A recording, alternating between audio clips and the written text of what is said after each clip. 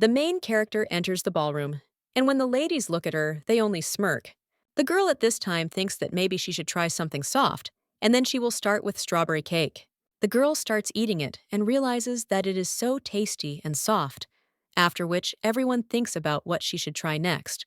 Well, then the lady hears someone else whispering how she could come to the imperial ball looking like that. Or she is about to perform. Another lady tells her interlocutor to just look at her face because this girl is so ugly. The main character realizes that she sees familiar looks and whispers at the same moment. Another of the aristocrats says that the lady is a disgrace to all the nobles. The girl thinks that contemptuous cries filled with hatred are not coming from everywhere. But one way or another, she doesn't care. She's even proud of it.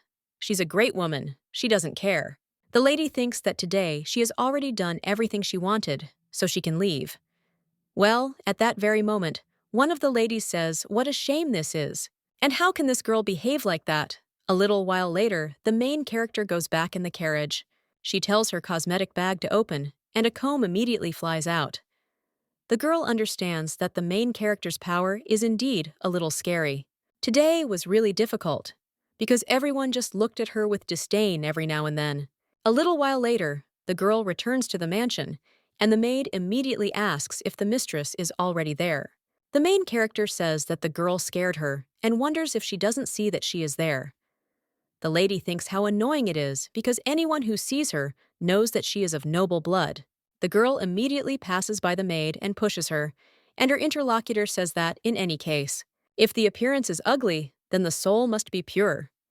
Layla understands that she just needs to endure, after which the lady sits down on the sofa and understands that these rumors will certainly reach Brother Louis. Yet rumors spread so quickly, and her cousin Ludwig is the head of the baronial family. He is a very callous person, and they all despise her because of her appearance. After which, the lady says, okay. After all, there is very little time left, after which she understands that she needs to go wash her face. Otherwise, she is completely saturated with negativity. The girl's real name is Cho Yoon-sol. The lady was a makeup artist for the famous actress Jin Yu-ra. One day, the actress cried out why the girl was so slow, and could she move faster? Jin Yu-ra was a leading actress, so it was hard to get along with her. When working with popular people, it was hard to avoid caustic remarks and unfounded gossip. Someone said that he hates people who can only pretend to be good. One of the women asked if this wasn't a ploy to get attention. The girl was also bullied by the stars, and in the end, an accident happened. Her life was cut short because of Jin Yu-ra. The one who appeared before her while she was falling into eternal sleep was Shinigami. The man apologized to the people, saying that it seemed he had made a mistake by falling into eternal sleep, after which he touched her forehead and claimed that he would then make the girl the main character in another world. After that, the little girl opened her eyes and fell into a romance with a happy bird in a cage and became the main character named Layla El Este, where the main character was actually Cho Yoon-sol. Listen, girls, there was a prince whose name was Theobald Basium Ibernia, Duke Henry Pretio, and Marquis Alfonso Lou Venier. In this novel, a girl is imprisoned in a cage by three main characters. Stays with him forever. This is the so-called unhappy ending of the novel. The lady wonders if this ending of the story will make her feel uneasy, and she decides to change the course of history, and also to act like an idiot and dress ugly and look awkward. At receptions, people said the same thing. Only such an aristocrat was born. The girl even behaved repulsively so as not to attract unnecessary attention to herself. Layla understands that she will not have such a tragic end as the real Layla, and to prevent this, she uses her makeup skills, because she has to do everything possible. To hide this beautiful face, the main character of the novel is imprisoned in a cage by three men, precisely because she was beautiful. Now the lady takes a hairdryer out of her cosmetic bag and understands that she needs to marry well.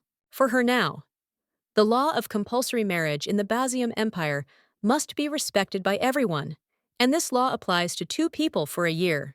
According to this law, three men caught and put the girl in a cage, and therefore the main character never saw life. The lady understands that this novel is rated 19+, so she even feels creepy about it. Well, then the girl realizes that she will not live the fate of the main character, and not after all, in her past life, she just earned money and suddenly fell into eternal sleep. Can't she live her life the way she wants? And it's all because of that guy. If it weren't for him, she would now be continuing her normal life. But in any case, she is grateful to him for giving her this cosmetic bag. 9 years ago, when the lady hid under the blanket, she understood that she really was in a novel. The girl wondered why she was the main character of which novel, and why he moved her to this world. In the end, her life became even worse, and the lady only screamed that if it weren't for this guy, she wouldn't have fallen into eternal sleep. The girl was also interested in how one could make such a stupid mistake, and what would happen to her future now. Layla said that it was very unfair, but her interlocutor claimed that she was crying very loudly. When the girl saw him, the guy claimed that he came there to fulfill one of her wishes. It must be from her world, and of course, within reason. The main character asked if she had just one wish, but hearing this, the guy just turned around and said that since it was not necessary, he would go. The lady immediately screamed for him to wait because she had a desire. The girl asked to give her a cosmetic bag, after which the man asked if she had a small bag or something like that, after which the main character held it out and the man said that it would do, after which he put everything he needed in this bag and asked if the lady was happy. But it's too early for her to use it, and he's very busy, so let her not call him anymore. Layla understands that this guy comes whenever he wants, and she will soon grow up, so she just needs to wait a little longer. In the original story, the girl became surrounded by men after her coming-of-age ceremony. That's why it's so important to go through the coming-of-age ceremony without attracting attention, and the girl understands that everything will be fine.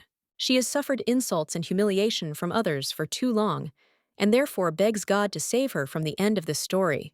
A little while later, someone turns to the lady and says that it is Becky. The main characters tell her to go out, and the woman claims that the lady woke up early today. Well, he asks if she got enough sleep, to which the girl replies, "Of course." Layla understands that she has been putting on makeup very carefully since the morning to look unattractive. Her makeup skills have improved since her previous life, and no matter how good they were before, she can't help but notice her progress. The main character wonders why the maid came so early and let her speak quickly and leave. Her interlocutor replies that she is there to tell the lady that she is present at breakfast, so let her come down. But when the maid wants to go out, she turns to the mistress again and asks her to behave like a young lady from an aristocratic family. She also wonders if the lady knows how much trouble the Baron is having because of her. He is having a very hard time right now.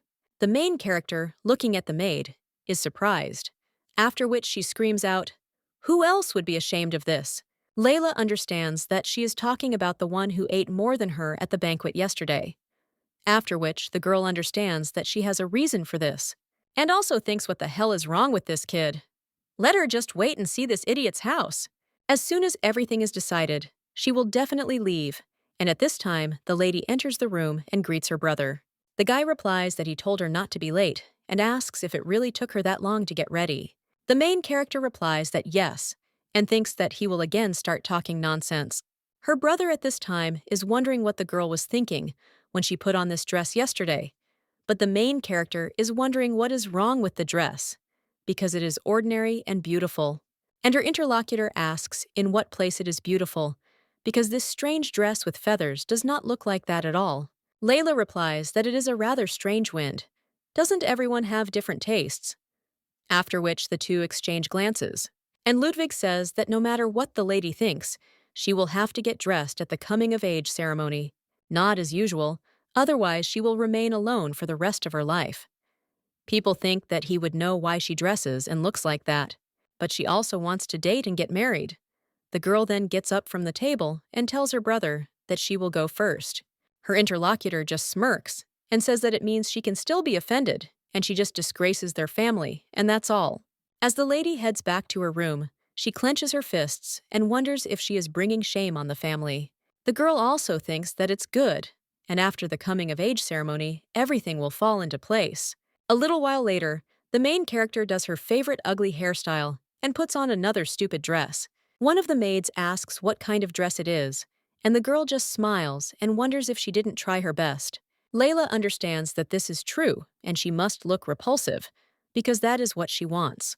The real Layla was already caught by 3 men at the ceremony and also attacked Charlotte's jealousy, who has been mocking her in every way since that day.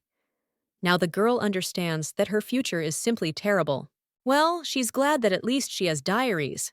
She never thought that a diary in her makeup bag would help her. The whole story is written there, and she is very grateful to the person who gave her the cosmetic bag. The girl sets herself up for the fact that everything will be fine, and she has prepared well for the upcoming ceremony. A little while later, the lady gets out of the carriage and realizes that the momentary shame guarantees her a safe future, so she will cope in the moment she is not the main character. The girl prepared for this day for 9 years, after which she enters the hall and understands that today everything will change. The rest of the people look at her in shock and say that you can go crazy like this. The girl came to the coming-of-age ceremony like this again. One of them wonders how this is possible, since there is no formality there, and didn't anyone tell her that she can't come dressed like that? Layla thinks what a great reaction they have, and her plan worked. But at the same moment, someone is surprised and talks about the dress on Lady Charlotte. One of the aristocrats wonders if she was not put on display in Raphael's dressing rooms. Another aristocrat says that she heard it is not for sale. But this dress is really very beautiful. Layla notices Charlotte and understands that it means everything will start soon. At that moment, one of the servants asks for attention, and he says that His Majesty the Emperor and Her Majesty the Empress have arrived, and with them, their young Prince Theobald, Duke Henry, and Marquis Alfonso. The main character realizes that the 3 main characters have gathered. At this time, the Emperor sits down in his place and tells them to begin. One of the servants announces that they are having a coming-of-age ceremony, and the first to go will be the children of Count Pinatelli. He asks Charlotte Pinatelli to come up, and at the same moment, the Empress approaches the Emperor and greets them. The head of the empire congratulates the lady on her coming of age and hopes that she will contribute to the empire in the future. The lady thanks him and states that she will always strive to improve the Byzantium Empire. The prince at this time watches the lady and smiles, and also says that he will call her by name. The main character understands that, to be honest, she is a little jealous, because if the story of the novel were not so sad, she would not have behaved so vulgarly. And perhaps I would have met my destiny, but now it's useless to think about it. At the same moment, someone asks Baroness Leila El Este to come over, and when the girl approaches the Emperor and Empress, then he greets them. But at the same moment, the man somewhat menacingly congratulates her on her coming of age. Leila thanks him and understands that almost everything is over, and now her head won't fall off. But at that very moment, someone pushes her and the girl falls. The lady understands that someone definitely pushed her. But at the same moment, the other aristocrats ask what it is, and how hard it is to be such an ugly person. One of them says that the lady looks like a duck. The main character at this time looks at all 3 main characters, but none of them pay attention to her. Layla understands that she has achieved her goal because none of the 3 are interested in her. She did everything right, so everything is fine. But the lady is almost crying, thinking that it is so strange. At the same moment, someone else addresses Leila El Este. It turns out to be Charlotte. The woman makes a sad face, and her interlocutor, at the same moment, asks if Charlotte is okay. The lady with red hair answers yes and thanks Monica. The woman says that she just saw something that shocked her to the depths of her soul. But she can't even look at this, and how can a person look so ugly? And also, is this girl really an aristocrat? At the same moment, someone says that this is where the lady was. It turns out to be one of the main characters. He turns to Charlotte and says that he was looking for her. The main character wonders if it is Duke Henry and Marquis Alfonso. The guy asks what such beautiful young ladies are doing there, and the main character understands that during the coming-of-age ceremony, she cannot run into them, after which she apologizes and runs away. The Marquis Alphonse at the same moment becomes interested. Is she really a lady? He didn't think that ladies could be so unattractive. Charlotte at this time only smiles, and the main character runs away with all her might and understands that she needs to go home quickly, once the official ceremony was over. But at that very moment, the lady bumped into someone and fell. When she hears a man swearing, she understands that it is His Highness's entire voice. At this time, the guy says that it seems that her eyesight is bad, and the main character understands that this is Prince Theobald. The girl immediately bows and asks for forgiveness before the crown prince, and also understands that this is a complete failure. The lady tried so hard that no one noticed her, but now she will have to come face to face with the main character. The girl immediately bows and says that then she will go, after which she runs away. And the prince sighs and wonders if she really is that ugly, because he has heard many rumors about this woman. She really doesn't fit into the imperial family at all, because the lady raises doubts about whether she is really from the nobility. At the same moment, someone else turns to His Majesty and asks what he is thinking about. It turns out it's Charlotte, and the guy understands that it doesn't matter now, and also tells the girl not to take it to her head.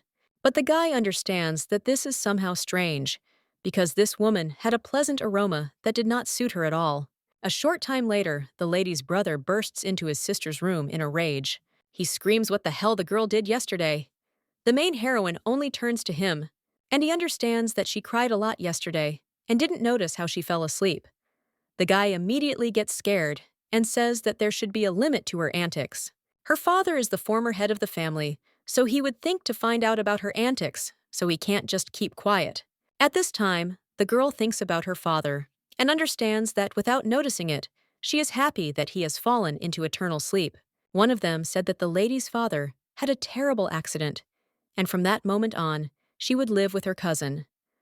After that day, the girl began to live for her own pleasure, but now she is thinking what to do next.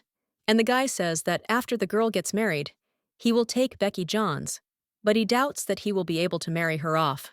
From tomorrow, he will be sending out letters of marriage proposal to families who meet his requirements. Manhwa, she turns to her brother in surprise, and he says that if any family accepts her, he will immediately send the girl to them. And until then, let her sit and not do anything. So let the lady just sit at home. The maid who is nearby at this time only smiles, and the main character understands that this is what he said and leaves. Becky at the same moment says that now she can be calm. After all, the lady did find out about her relationship with her brother, so now they will have a special relationship. I should have told her about it a long time ago. At this point, Layla realizes that she held up well and did a great job. The girl thinks that she will definitely reveal her true face to a worthy person. Her plan is a little off, but everything will be fine, because in a year she will be able to finish, and she needs to hold out until May, because then she won't have to hide her face. The lady turns to herself and says that she needs to be patient a little longer. It had been several months since she had been banned from leaving the house, and times were changing slowly and smoothly. Except for her brother Ludovic and Becky's bullying, nothing special had happened. This is what she wanted. But there was a feeling that something was missing, and the lady realized that she didn't know what. And also just getting angry because of the situation. The girl at the same moment screams how tired she is of everything, because for 10 months, no one accepted the offer to marry her. But at that very moment, one of the maids comes to the lady and says that she, the Baron, calls. The main character replies that it's fine, and understands that Becky no longer works there as a maid. She took another position in this mansion, and because of this, she was very angry with her. There were moments when she wanted to hit her a couple of times, and I had to hold back every time. At the same moment, the maid opens the door and tells the Baron that the lady has arrived. The guy immediately happily turns to his little sister, and the main character wonders why he is so cheerful. The man tells the girl not to stand there, but to sit down quickly, because finally her proposal was accepted. He asks if Layla knows the Duke of Montefeltro. He is the owner of the Northern Mansion, and imperial blood flows in this man's blood.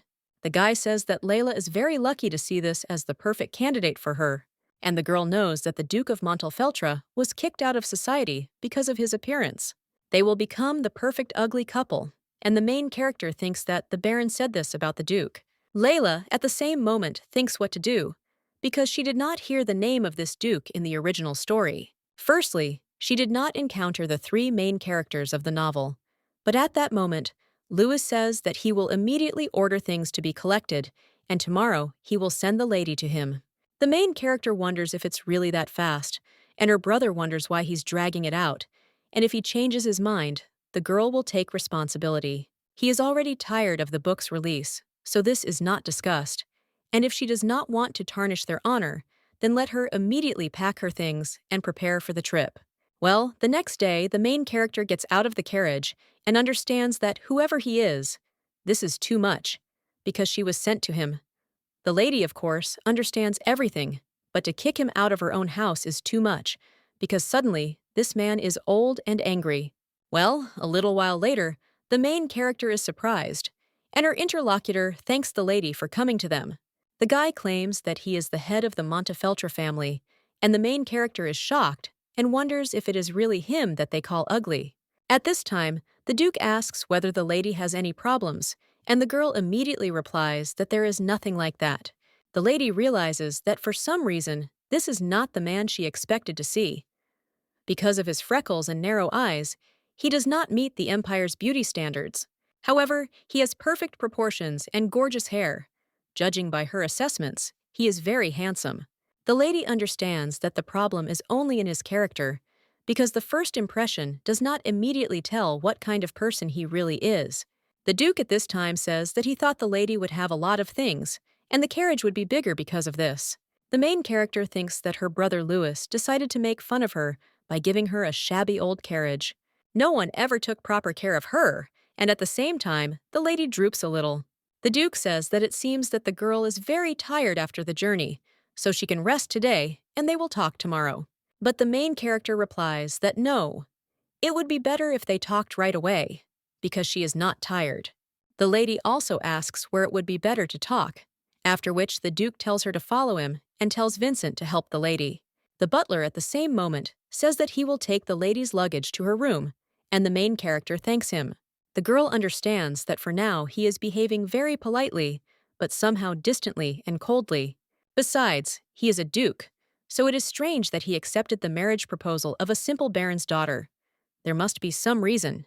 The lady thinks that now the feeling of anxiety does not leave her, and she wants to immediately make sure of everything and also decide what to do next. A little while later, the man says that he thinks the lady is a very curious person, and she is very interested in why he accepted her proposal. He replies that there are two reasons for this, and the first is so that rumors and gossip stop bothering him. The second is the intervention of the imperial family, and the main character wonders if this is really the case. The man replies that after entering the eternal sleep of the first person, his brother's wife became a duchess and began to rule the duchy. The Duke of Montefeltro, in whose veins flows the imperial blood, in order not to lose his status, decided not to spoil his reputation.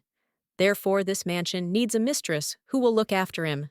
The lady replies that she understands and wonders what kind of rumors are bothering him. The man replies that he is still not married, and people think that he is not interested in the weaker sex. The main character is a little surprised by this, and the guy says that it is very unpleasant. He also doesn't know if the lady knows, but he also has a nephew, and he is the son of his late brother. Initially, his nephew was supposed to start ruling the duchy, but he is still too young, so his nephew is the next successor. That's why his wife has no obligations in marriage, and that's why he chose a lady, because she is not particularly interested in it either. For him, love is not important, and if his wife does not cross the line, then he promises that he will transfer all his property to her. He has stated his conditions, and now he wants to hear hers. Layla then talks about her conditions, and a little while later, the butler shows where the future duchess will live. The main character, looking around the room, understands that this is a completely different level, and she sees such a huge and beautiful room for the first time. It would be nice to live a year in such a house. Layla also recalls how she told the Duke that the conditions were such that after the official marriage, a year later, it was necessary to stage her immersion into eternal sleep. Was shocked at this time, and the lady claimed that she was not going to truly fall into eternal sleep and wanted a person like her to disappear from the empire. The Duke asked if this meant that she wanted to change her personality. It was difficult, but if she moved to another country, this problem would be easy to solve, after which the guy asked if she agreed. The main character replied that she would only need a new personality to put pressure on her, and that's all. And also let him not worry too much about rumors, because unlike him, rumors about her are everywhere. After this, the guy said that it seemed that the future duchess was not bothered by such rumors, and the main character asked what he was talking about, to which he replied that nothing, and said that it meant they had decided everything. Layla replied that yes, she had suggested then to set a date for the ceremony. The lady has been waiting for this moment for 10 years, and only 1 year remains. She is sure that the relationship with the Duke will be strained for a while, but she doesn't need love either. In 2 months, the wedding ceremony will take place, and all that remains is to wait, so she will spend this year without any problems. A little while later, the girl looks at herself in the mirror again and understands. that today's makeup turned out just awesome, and she did a great job. The girl understands that this is the first day of life in her mansion. And recently, the butler told her that the Duke offered to have lunch together. Well, when the lady goes out into the corridor, she notices someone else and wonders if it's really a child. At that moment, the girl greets him and realizes that this boy is so similar to the Duke of Montefeltro, which means he is his nephew. Layla thinks what a cute little angel he is. But at that very moment, the young man screams for the ugly woman not to look at him and runs away. The main character wonders if he really is an angel.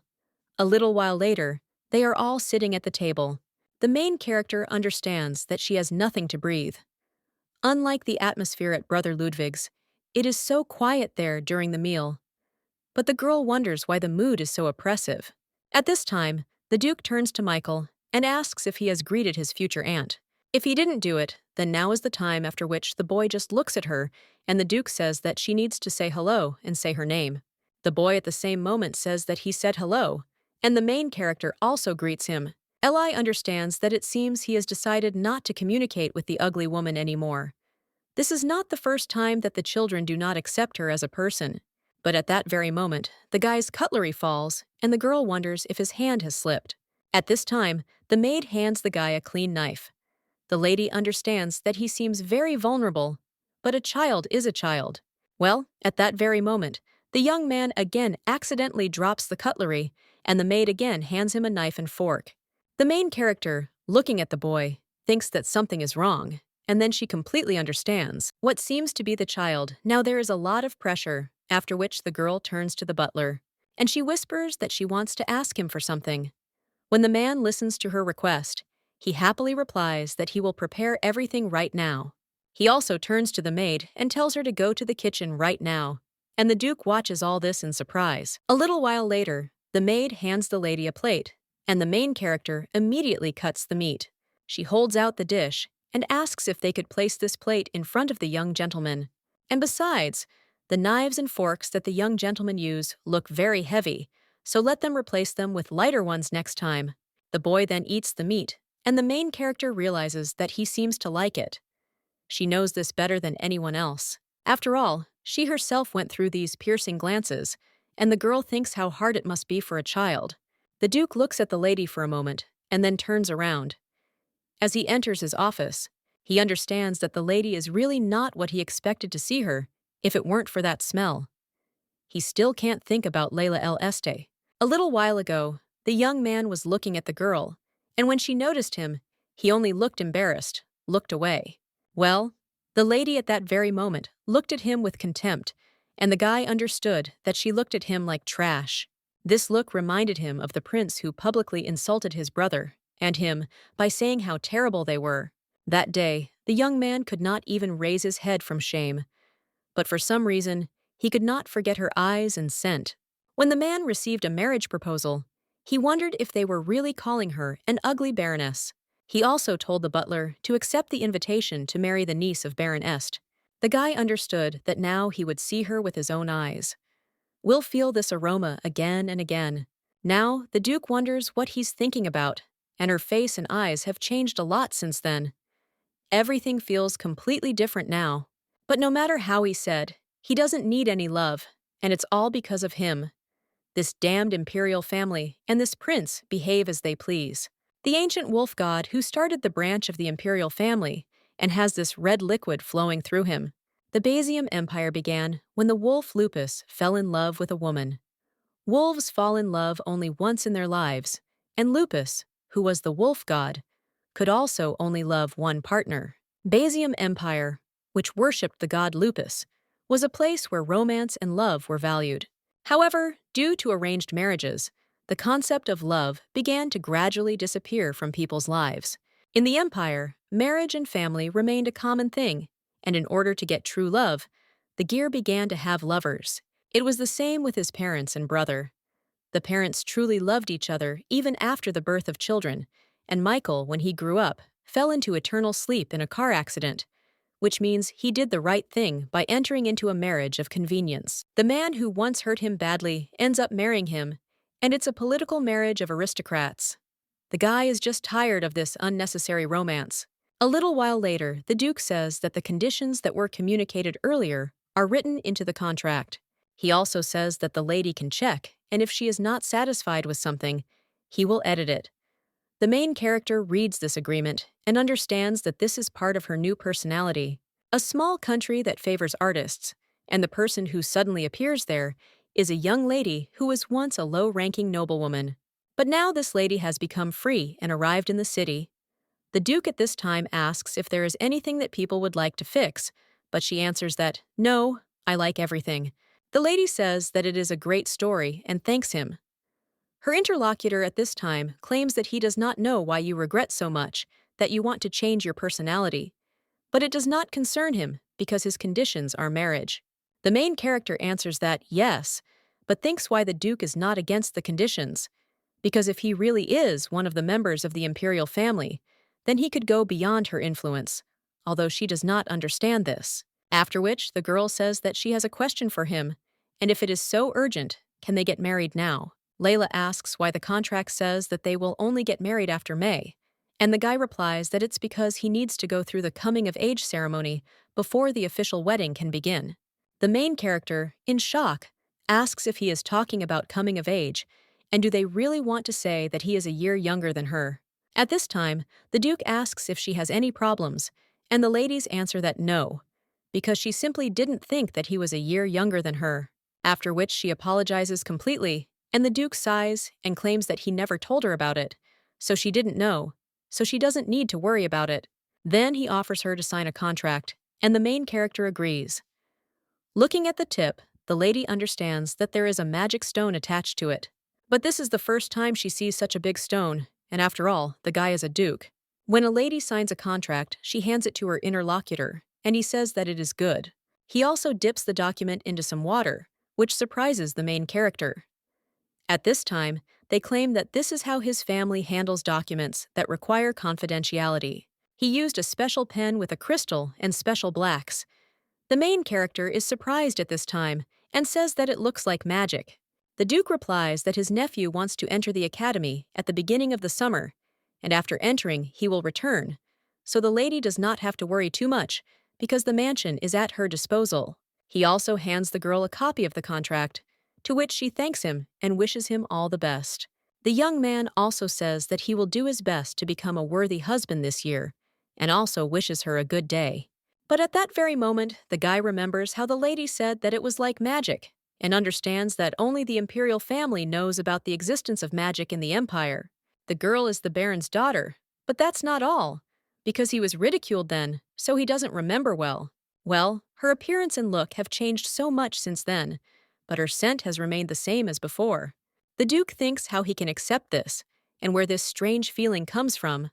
A little while later, the main characters go to the garden and say that there are so many hydrangeas in the garden. The butler replies that the ancient god Lupus gave his beloved blue hydrangeas because they resembled the color of her eyes. These flowers grow only in the garden of the Duke of Montefeltro. The main character replies that she did not know about it. Well, at that very moment, the butler asks the lady to be quieter because she has now become the mistress of the mansion, and the girl replies that she understands. The man asks if she wants to drink tea there, to which the lady replies yes, and says that she really wants to. A little while later, the girl sighs and realizes that she still feels awkward when people address her like that. Nevertheless, the main character feels that she will soon be free and hopes that everything will be as she wanted. At that very moment, the girl hears some rustling and, frightened, asks who is there. Layla understands that there are only bushes there and wonders if they really want to attack her, or if there is a wild animal there. The girl also understands that she needs to find out before telling the Duke, and she must check. But when the lady looks into the bushes, she is a little surprised. She sees a younger gentleman there. The young man is immediately surprised and wonders why the ugly woman is looking at him. The girl understands that all the words he said to her are that the ugly young man tells the girl not to look at him because he is scared. The main character asks the gentleman if this is not what he wanted to ask. The lady realizes that she will simply try to talk to him, and then she asks him to stop behaving like that. The guy gets a little scared after that, but then calms down and asks the lady to help remove this branch from him. The girl thinks that it's good that she needs to see how it got stuck there. Layla says that now she needs to carefully take it out, and when the lady does so, she wonders why the guy is doing this to his hair, because everything is tangled and it's a nightmare. Layla lifts the young man up and says that after that, he keeps asking what he was doing there, but the guy replies that it doesn't concern her. The girl removes another leaf and asks if he has decided to study the vegetation. Well, at that very moment, the young man runs away and jumps up so that the lady doesn't touch him, because it's disgusting. A little while later, the butler approaches the lady and asks if the young gentleman was there. The main character only turns to the butler in disappointment and wonders if the young master is always so angry. Vincent was a little surprised, after which he said that the gentleman was simply shy and let the lady understand him. The next day, the butler told her that the young gentleman simply had no experience in communicating with people because he spent a lot of time alone. The lady also looked around the mansion, and it seems to her that it is easy to get lost there.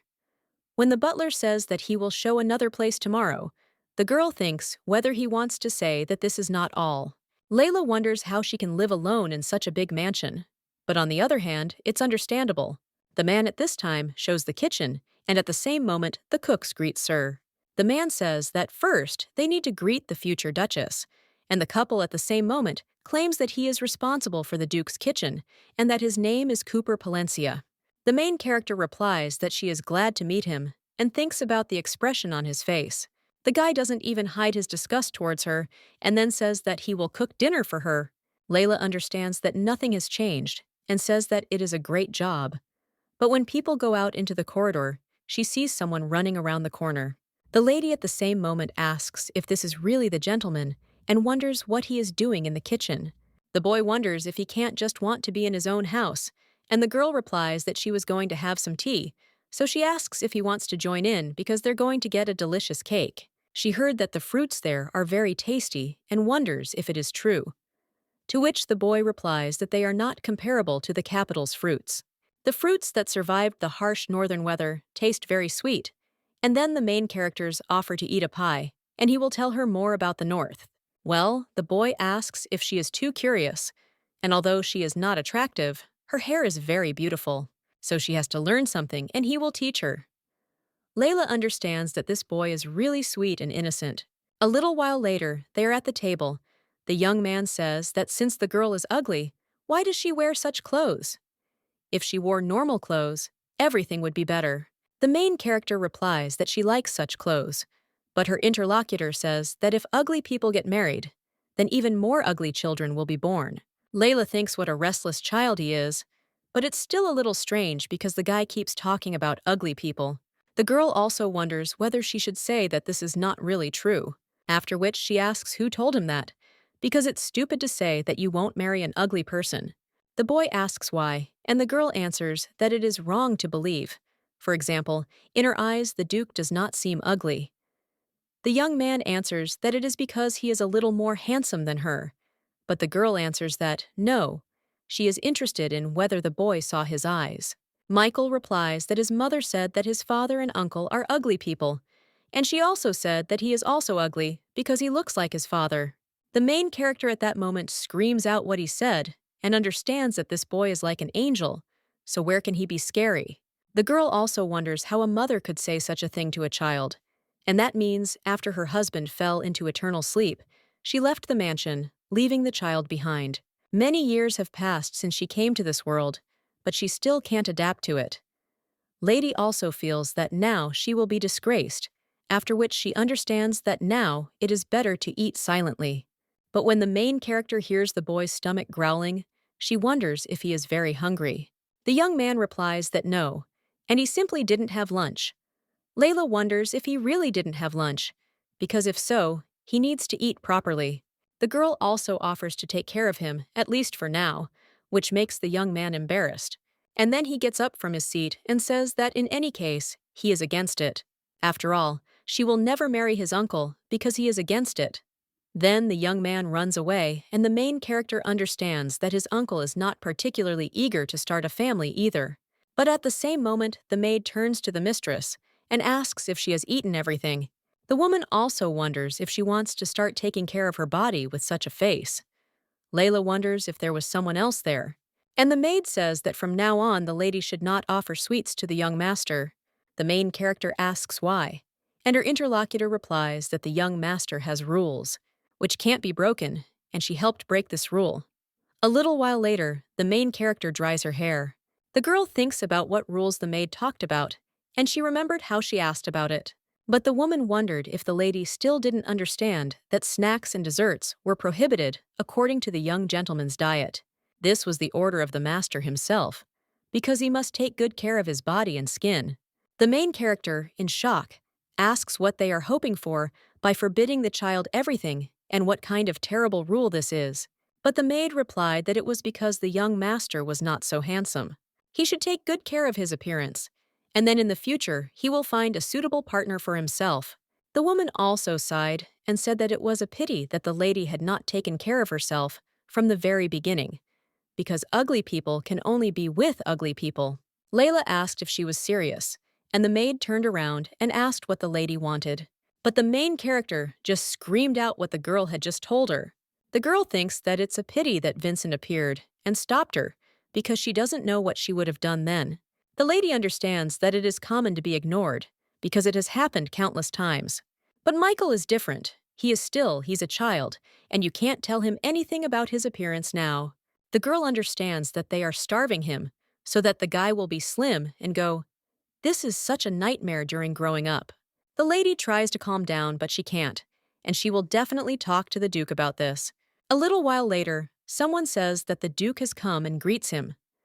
The guy at this time turns to Vincent and asks if there was any news while he was absent there. But at the same moment, the guy also sees his nephew and turns to him. The Duke asks how he is doing and whether the guy was waiting for him, and also whether there is anything to tell him. The boy asks his uncle if he really wants to marry this ugly woman. The man replies that she is not ugly and suggests that the boy not call her that. But he says that the girl is ugly and also has too many freckles. Also, she has ugly eyebrows, and the lady looks so ugly. And he is also annoyed by the color of her eyes. After all, he wanted to take a close look at the color of her eyes. But in any case, she is ugly. At this time, the Duke says that then they too will be ugly. But the young man replies that this is not so, because they are not as ugly as she is. His uncle at this time wonders if this is all that the boy wanted to tell him, because he doesn't think that the boy would go so far just because of this. At this time, the young man says that he still has something to tell him, and wonders why ugly people can come into his personal room. He just gave this ugly woman personal advice during lunch. A little while later, the boy was wondering whether to be angry with her as a girl. But at that very moment, he heard someone screaming that this was not a passageway, but the young master's private room. When he turned around, he saw Layla, who was being yelled at by a maid that this was the young master's personal room. The girl was only interested in whether the Duke had rules that allowed yelling at the master. Now the young man says that this is his room, and his rules should be there and not anyone else's. To which the Duke replies that it's good, and he understood him. He also says that they will take care of it, so that the boy can go. The butler also wishes the young master a good rest. When the boy leaves, the Duke asks the butler what happened, to which the man replies that, as he had already heard, there was some misunderstanding between the Duchess and the maid. Not only the maid, but all the workers ignore the Duchess, and the man asks how he would like her future wife to be addressed at home. After this, the guy says that it's good, and he understood, so first he'll listen to what happened. The main character at this time writes an improved version of the young master's diet, and it allows one dessert for lunch due to the correct nutrition for a growing body. The girl also thinks that it was necessary to include this in the contract, but now she can no longer change anything, and the lady thinks why this is so. But then she realizes that everything will be fine, because she is even uncomfortable seeing herself with such a face. In fact, it looks like this, but at the same moment, people hear someone knocking and wonder who is there. The man answers the lady that it is him and asks if they can talk, but at that moment, the girl turns to the mirror, and she answers that yes, but asks him to wait a minute. The girl thinks that this is a nightmare because she hasn't put on makeup. The lady screams again, asking him to wait a minute, and a little while later, she runs out to him and asks how long he waited. The lady apologizes and says she was just changing. The Duke replies that he is sorry for coming to her late at night, but it is urgent. after which he asks if he can come in, to which the ladies answer that yes, and since it's urgent, they can talk. The lady understands that the Duke came to her first and wonders what is going on. A short time later, the two sit in silence before they all turn to each other at the same time. Layla decides to break the awkward silence and throws in to let her speak because she accidentally heard that the young gentleman is on a diet. He is still too young to abstain from sweets, and, moreover, he is a growing organism. So won't one meal a day cause problems? After all, the boy is still so young. After which the Duke replies that it is understandable, but asks if Michael likes sweets. Layla replies that he did eat, to which the Duke replies that it is understandable, since the boy never told him about it, so he didn't know. The main character understands that, even though he and my family know nothing about each other, and now she claims that he ate them with appetite and looked so happy. But the maids told him that he was ugly, and if he continued to eat sweets, he would become even uglier. Layla wonders what the point of this is, because the main thing is that the person is happy. The girl also wonders why he doesn't change the young master's maid, since she has such a disdainful look.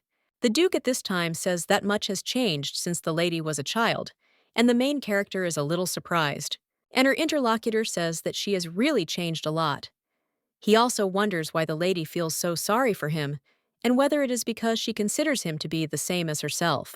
He also asks if she is talking about the disdainful look, because he will still have to face it when he goes out into the world. The guy immediately gets up from his seat and says that, okay, the lady can continue to rest. But the girl tells him to wait and understands that she didn't even think about it. After all, this character was not in the original story, and Lucas was not supposed to know Layla. He has such a cold and piercing look, so the girl thinks what happened between these two. Michael comes to the table a little while later, and the maid tells the master that dinner is ready. The boy looks at this food and then sits down at the table and takes one of the tomatoes into his mouth. He understands that he has such a disgusting taste, but when the young man wants to touch his face, then the maid immediately jerks his hand away and screams that it's impossible because the effect of the massage is still present. But she told him not to touch his face. The young man immediately says that he has been itching since yesterday. But the woman replies that this is proof that the massage works, and the guy says that this is true. The guy understands that this is terrible, because if you think about it, he hasn't seen her since that day. But they don't even eat together. The main character is sitting with cookies and thinking how good she feels. The Duke told her to rest, and that she shouldn't study and manage the mansion. She worked hard in her room and first hung the curtains. She asked Vincent to bring a beautiful curtain. After all, if a guest suddenly arrives, it will be convenient to talk behind the curtain. And the lady looks at her cosmetic bag and diary. She remembers writing her first review after forgiving the novel. In the diary, after diving into the Duke's eternal bags, she persistently searched for his name. But no matter how much she searched, there was no record of Lucas. It is obvious that the Duke had already seen Layla before, but the girl wonders why he then accepted her proposal of marriage. The lady also thinks about what kind of person Layla was as a child, but then she realizes that she doesn't know and doesn't remember anything. At that moment, someone appears behind the lady and asks what she is talking about. When the main character turns to the boy, he asks in shock who she is, and the lady just screams. A little while later, the boy says that the girl was ugly and looked very unattractive. Layla replies that she is the one and asks him not to yell like that. Well, the young man says that this can't be and asks if she really looks like that, to which the lady replies that yes, and she wonders if he will continue to call her ugly because she thinks that now she is not so ugly. At this time, the young man understands that he cannot, and then they ask if this is magic or some kind of trick. If this is so, then how can a person change in just one night, and he is sure that this is some kind of magic of beauty? The lady replies that it is not magic, but at the same moment, the young man closes his mouth, and the main character asks what happened. The girl also asks if he really thinks that she is a witch, and the guy asks how she found out. The young man cries out that his uncle told him that it was a secret, but do the nobles really not know about it? Layla wonders what he is talking about because she does not understand him, after which the young man whispers that she should promise not to tell anyone, and the girl replies that yes, if she tells anyone about this, then let God himself punish her. The girl also thinks what a big mistake she has already made. At that very moment, the young man approaches her, and he claims that he is talking about magicians. Then let the lady not let anyone know that they exist. The girl is interested in whether there are magicians and sorcerers in the empire, and where he got such information. The young man immediately says that she is stupid, and that magic and sorcerers are very different from each other. Mages are also alchemists and use magic stones and medicines. They do not work with mana, but sorcerers deal with mana, and their existence is kept a closely guarded secret. The girl understands that she didn't know that such people existed, and she clearly remembers the passage when the prince used his magic, but she didn't even think about it. At this time, the young man asks if she is also a witch, and that it is simply impossible to change one's face in one night. After which he asks if she is a magician, and the lady replies that no, but she can make herself beautiful. The girl understands that it is all because of the beautiful makeup. The young man at this time says that whatever it is, let her show him because he also wants to be as beautiful as she is now. After which he completely begs her, and the main character understands that he sees that he is so beautiful that he is even more beautiful. The girl understands that although the young gentleman has developed a complex because of his appearance, the lady remembers the boy saying that he hated himself because he was born with such a face. He also said that his mother said that he was ugly. Layla understands that eventually, people stopped appreciating a person only because of his appearance, and such a child already hates ugly people. The lady understands that it is so sad, after which she tells the boy that it is good, and she will help him. But the girl also claims that there is one condition. The young man is interested in what the girl answers, so that he does not think that he is ugly. What she will do now will emphasize his beauty even more, and let him not judge others by their appearance, because everyone is beautiful in their own way. The young man then replies that he will think about it, and the main character says that, okay, then let him wait a little. The lady takes out all the materials from her cosmetic bag and says that, first of all, it is necessary to prepare the skin for makeup, and also to saturate it with oils and vitamins. The guy asks what she's muttering about, but the main character immediately pulls his face towards her and sniffs him. While the young man asks in surprise what she is doing, the girl realizes that her skin smells strange and is peeling a lot. This must be why the skin smelled bad, after which the main character wonders what the young gentleman is putting on his skin. The young man asks why she is interested in this, but the main character tells him to be honest, and then she will help him. The guy replies that he is not sure, but the maids rub something into his face before he goes to bed, and after that, his skin itches terribly. They say that it is the effect of the massage, and it also smells like cucumbers. The girl understands that it is definitely a massage for her, and then asks if he ate them. The young man asks what kind of nonsense this is, because it tastes spicy, so how can he eat it? The main character is shocked and realizes what is wrong, after which she says that from now on, she forbids him to use these cucumbers. Michael replies that he himself doesn't really like them. The girl replies that cucumbers are only eaten fresh. A little while later, the lady is already finishing her makeup and says that she will finally apply some cream, after which the lady finishes her preparations and asks the gentleman if he wants to look at himself. When the boy picks up a mirror, he asks if it is really him. The young man sees a mask on his face and screams, "What is this?" He looks like a clown, and the lady deceived him. The girl asks the gentleman to calm down and tells him to listen to her, because as she already said, this is not magic, and he should do this so that his skin can heal faster. The guy asks how often he should do this, and the lady replies that he shouldn't worry, because once everything goes well, they will stop using masks, and now let him take a deep breath and rest. A little while later, the guy is already lying in bed, and the main character tells him to take off his socks, because she will give him a foot massage, and he will sleep. At this time, the young man remembers how the lady said that there was one condition, and that he should not consider himself ugly. Then he closes his eyes and calms down. Layla wonders if he has already fallen asleep. But they also say that there is no such thing as a sleeping angel. The lady wonders if it seems to her or if he is very thin for his age. Her heart is very attached to this boy, and the girl wonders if it is because they are similar. He imagined losing his parents at such a young age and moving from one relative to another, because they all always change their plans, after which people just wish him good night. And she also says that she will take off the mask while he sleeps, and in order to become beautiful, he needs to have a good rest. The lady also says that when he wakes up, his skin will be much better than before. But she hasn't worked like this for a long time, and a lot has happened today, so she needs to lie down for a bit. Well, when the lady lies down on the bed, she understands that it seems that now another person has become the owner of this bed. When the lady turns to him, she smiles and also thinks whether he is okay now. A little while later, the Duke returns to the estate, and the butler asks if the gentleman has arrived. The man asks if something just happened, and his interlocutor replies that it seems the young gentleman decided to sleep in the Duchess's room today.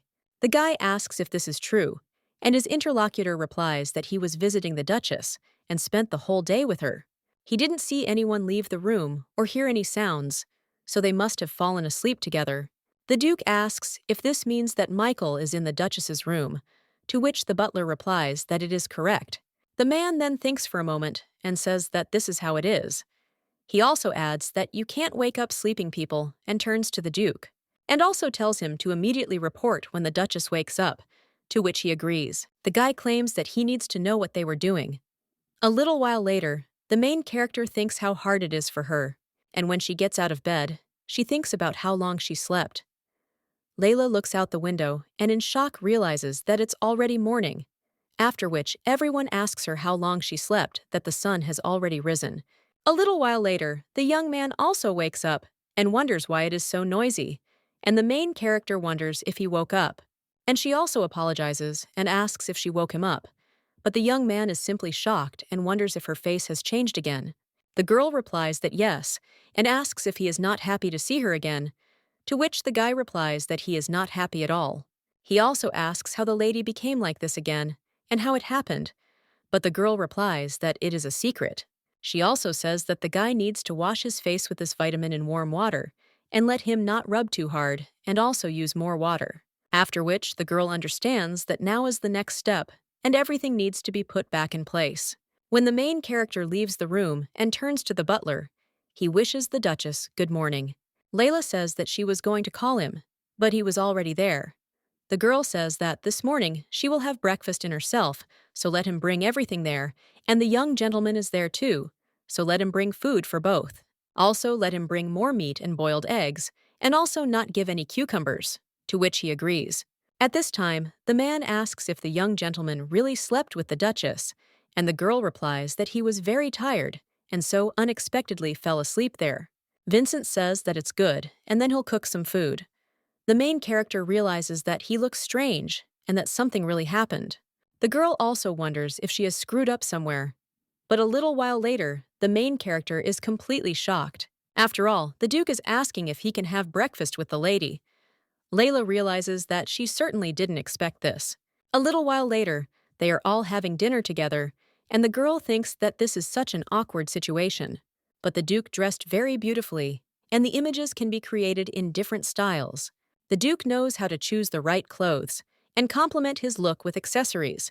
At this time, the man turns to Michael and says that he was told that the guy slept with his aunt yesterday, to which he replies that yes. The Duke also says that the boy will soon have to study and live away from home, so isn't it time to get used to sleeping alone? The young man doesn't even know what to answer after this, but at that very moment, the main character shakes him so that he waits. She also says that she herself asked the young gentleman to stay with her. Hey, to be honest, she hasn't been sleeping well lately and isn't used to the new bed, so she asked the young gentleman to stay with her, and the girl turns to the boy and asks if this is true, to which he replies yes. The Duke then says that fine, and before entering the academy, let them do whatever they want. The young man immediately thanks his uncle. At this time, the Duke turns to the Duchess and asks if she would like to have a cup of tea with him. The main character wonders if he really wants to scold her, and then she won't just listen to it silently, because Michael is the first friend with whom she shared her secret, and the girl replies that yes. They can also have tea. A little while later, they are already sitting at the sofa, and the girl realizes that she is so nervous because they are alone there. Perhaps it is because their last conversation was not pleasant. Now Lucas turns to the lady and says that a seamstress will come to her soon. Layla asks why she is coming to her, and the man replies that she needs to pick out a suitable dress for the coming-of-age ceremony, and also According to the butler, the seamstress will arrive today. The girl understands what the matter is and then thanks him for his concern. The lady also understands that when the ceremony is over, she will finally achieve her goal. And the man at this time adds that the other day he was too talkative with her. The lady will become a duchess, so let her not be ashamed of her title, after which the main characters not only smile. The guy understands that she has such a sincere and pure smile again, and this pleasant aroma, after which Lucas says that that's all, and if the lady has nothing to say, then she can go. Layla replies that it's okay, and then let him call her if he has something to tell her. At this time, the guy understands that this can drive him crazy, and when someone knocks on his office door, he tells that person to come in. The servant immediately turns to the Duke and says that he arrived earlier than he should have.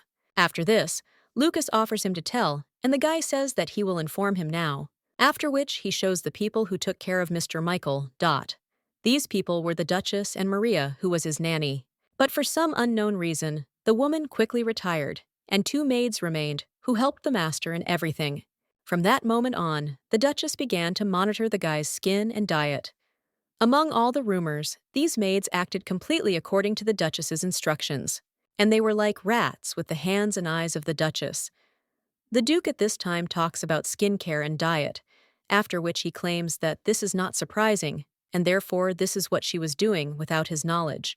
His interlocutor at this time says that this is why they hate the future Duchess so much, and asks whether he should fire these servants. Lucas says that he understands, and now it doesn't matter, because he is sure that the guy's new maid will be the same, and he will leave everything to his wife. A little while later, someone asks the Duchess for forgiveness. The butler says that the seamstress has arrived, and the main character tells her to come in. The girl understands that even in the Baron's house, she was able to choose an image for herself, so she's not too worried about ruining her dress. At that moment, the woman greets the Duchess and says that her name is Doreen Fisher, and she has the largest dressing room in the north. The woman also says that the lady should not worry, because if the dress does not suit her, the beauty of her dresses can cover up any ugliness. Layla thinks that this is good, and no one dares to underestimate her. The woman at this time says that it is good and offers to take measurements. She suggests adding tight cassettes and carolinas, which will make her body even more beautiful, after which she invites the lady to undress and come there. But the main game does not answer that if she does not answer, she will not do anything. When the seamstress looks at her in surprise, the main character once again answers that she won't. She will tell the lady her measurements and wants the dress to be sewn according to her taste preferences. In her thoughts, the girl apologizes to the seamstress, but understands that she has no other choice. If she takes off her clothes, some of the makeup will be very visible, and the tailors never touched her body. A little while ago, a girl was being measured for her clothes, and she thought how stupid she looked. That's why now people understand that it will be the same. But the woman says that it won't work. Knowing the exact measurements of the lady, she will be able to choose a dress for her, and it will be better to take measurements herself and also be confident. Corsets are necessary for figure correction, and moreover, a wife should match her husband and look elegant. She also asks the Duchess if she is not right. The main character at this time remembers how her past maid asked her to behave like a young lady from an aristocratic family because the Baron is very worried. The lady understands that these people are saying the same thing, and they are really annoying her because she can't listen to it anymore. But now she has a goal aimed at the future, so the girl thinks why she should put up with such humiliation towards herself. The lady says that firstly, she is no longer a baroness, but a future duchess, so she should show a little politeness when addressing her. Secondly, since when did the corset become fashionable? And she decides what to wear. And in 3, if a woman cannot fulfill her request, then she can safely refuse to work. The main character then asks what her answer is, and when they see the woman's shaking hands, she wonders if she really said something wrong. The seamstress at this time thinks that this ugly girl has shamelessly taken the place of the Duchess, but she cannot refuse the contract with the Duke of Montefeltro, because the sales supplies are directly connected with this family. At this time, the main character tells her to answer. Their woman agrees, to which the girl replies that it is nice to hear, and then she will look at the dress catalog. When a girl opens a book with designs, she understands that they are not so bad, but it is still up to her to decide how to ruin these dresses. After which, the girl asks to be given a pen, and one of the servants holds it out.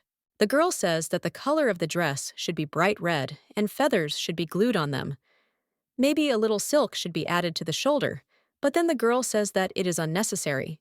Layla understands that a disdainful look is what she encounters when she goes out in public, and if she thinks about the banquet, she will not be alone, and besides, this is the coming-of-age ceremony of her future husband, and it will be very unpleasant for him, after which the main character says to make the dress cream-colored with precious stones, and add emeralds, diamonds, and also blue sapphires. Let them lengthen for a long time in the movie, without a long train, and the lace should be not simple, but colorful. The main character asks if she is listening, to which the woman replies that yes, after which the lady hands her a book with designs, and understands that this is a project that was never completed, but only remained as a sketch. The woman understands that it all ends in an instant when it falls into the hands of one person, and judging by the girl's face, this dress does not suit her at all. But she does not understand why the lady chose it. At this time, Layla asks if she heard everything, after which he tells her to take measurements and then be free. A little while later, the girl sighs heavily and realizes that it did happen. Layla wonders if she has started to worry about someone else, besides herself and her future. A little while later, someone knocks on the lady's door, and when the girl opens it, she sees flowers. The main character wonders if this is Mr. Michael. The boy replies that he picked flowers on the way there. The main character asks if he wants to say that this flower basket is for her, and the guy replies that they will soon wither anyway, so it would be better to give it away than to throw it away. Layla asks if this is true, and the young man cries out that it is true because he just feels sorry for the flowers. And does the lady really think that he is giving her something like this because she is beautiful? The guy also asks why he should lie to her at all, and the main character says that it's good, and also asks if he's lying to her. The girl takes the flowers and thanks him because they are very beautiful. The boy then says that it is good, or starts saying something about her dress. Layla asks what he is talking about, and the young man says that this dress does not suit her at all. At this time, the main character only thanks the young master once again. After a little time has passed, someone knocks on the lady's door and says that it is him. It turns out to be the Duke, and the man says that the preparations are over. But when he looks at the dress, then he understands that it is beautiful. The main character at this time asks if Mr. Ujatam is really the one, but he came to her so quickly. The Duke says that it looks like the lady has already finished everything, and the main character replies that after which she asks if he has finished everything too. The man replies that yes, he wants to leave early, and His Majesty asked him to come in for a while and also sent him a letter in the morning. Layla, looking at the guy, understands that this suit perfectly matches her dress, and under the suit he put on a black shirt, as well as a tie and vest, which creates a feeling of calm. Even the emerald earrings and brooch create the effect of the garment shining, and the lady understands that, as expected, his sense of style is at the highest level. The girl then asks the Duke for forgiveness, and asks if she can touch the Duke's face for a moment. The man replies that he doesn't even know how to answer this, and the lady says that he misunderstood everything. This is not something the Duke could think of, because she just wants to try something, after which the man agrees. Layla hands him a chair and says that the guy can sit there, and then he will understand why she said that. The man agrees but says that they don't have much time, and the main character replies that yes, after which she asks if he could close his eyes for a minute. After all, she really will finish everything quickly. When a guy does this, the lady understands that she is sure that he is now completely perplexed. As a professional, she can't disappoint him, and the girl thinks whether she should do it. The girl took out sunscreen, primer, concealer, and foundation. The lady understands that first she needs to cleanse her skin, and then apply a foundation. Then apply the container on top of the freckles, and finally fix the makeup. When people look at the guy, they understand that the skin tone has evened out. The Duke at this time says that he does not know what it is, but also wonders if he can open his eyes. But the girl tells him to wait a minute. Layla thinks that it's a pity that she hasn't finished her makeup yet, and then she does the finishing touches, and also says that now he can open his eyes. When the man opens his eyes, he asks what it is, and the main character asks how he feels about it, and also whether you like it. The guy looks at his reflection and is a little surprised. The main character realizes that he doesn't know what makeup is. The lady is sure that he didn't know that you can hide the weights, and after that she says that if he doesn't like it, she will return everything as it was. The girl also says that since he has a coming-of-age ceremony, she wanted to give him a gift, and wonders if looking attractive wouldn't make him happier. The man then answers yes, and then he continues to wonder why she didn't use these skills on herself. He also asks if it is not strange that if a lady makes others beautiful, she cannot also make herself beautiful.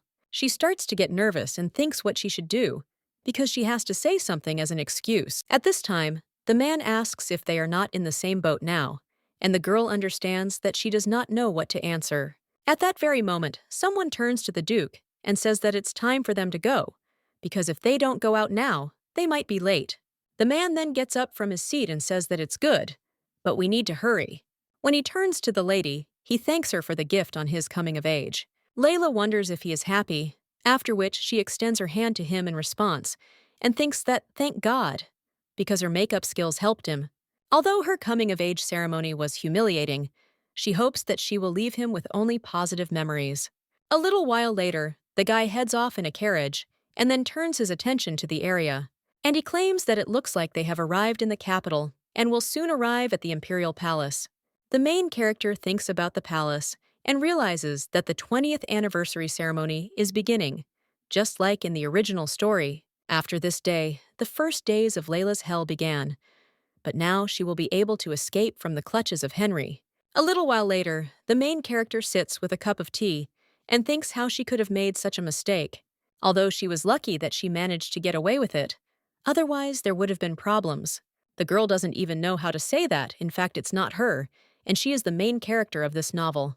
So, in order to avoid being locked up by 3 men, she decided to make herself look ugly. Layla understands that if she had just blabbed, he would have taken her for crazy. But the lady understands that it really was a stupid mistake, because every time something like this happens, she starts to behave very stupidly. Well, at that very moment, someone else bursts into the room and screams at the daughter of Count Pinatelli, and also claims that right now, she will become the Duchess of Montefeltro.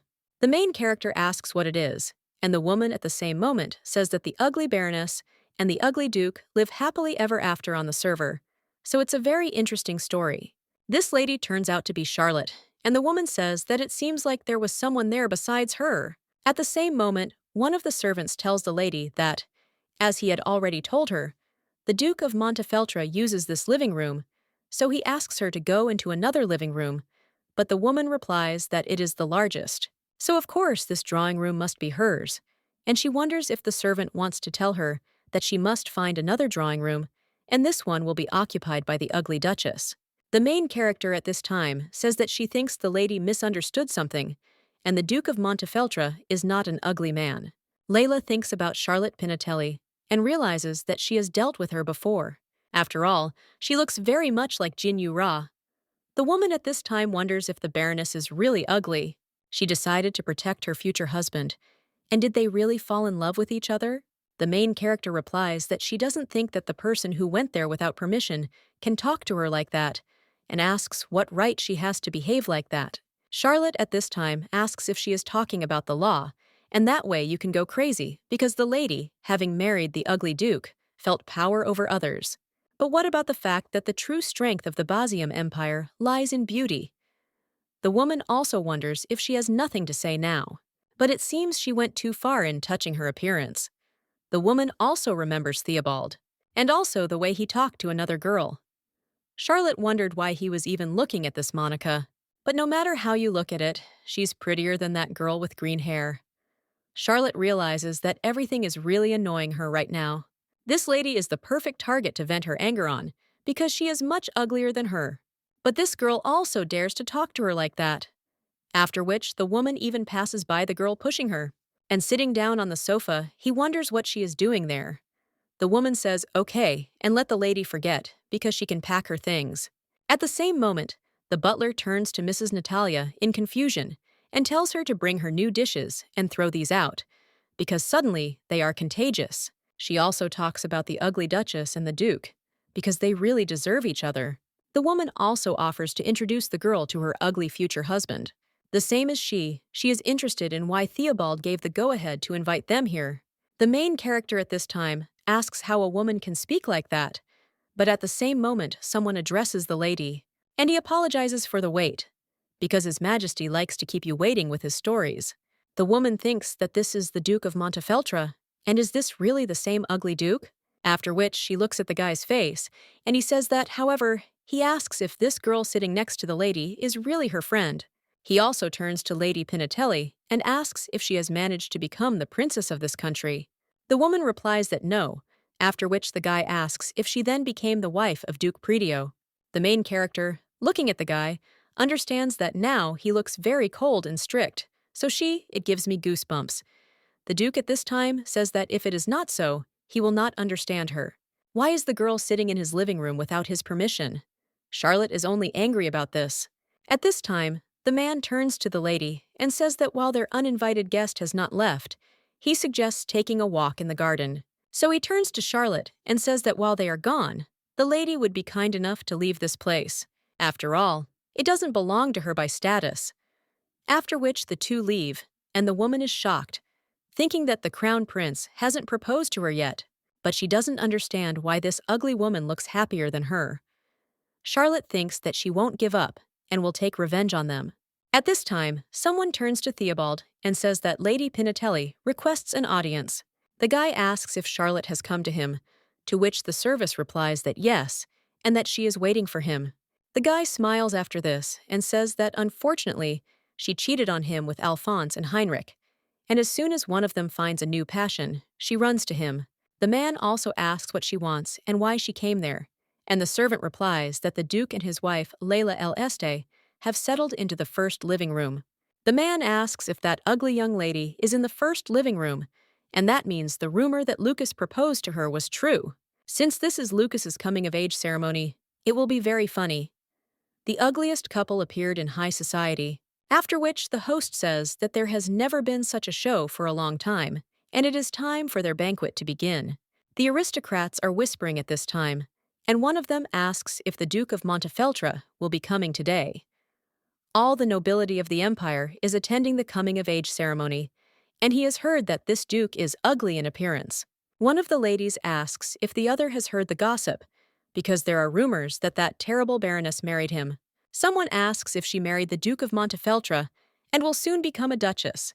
At this time, the main character comes in with a guy, and the lady looks at him and asks if he is really the ugly duke. One of them says that he is much more beautiful than this baroness, and when the guy turns around, one of the ladies says that he looked at her.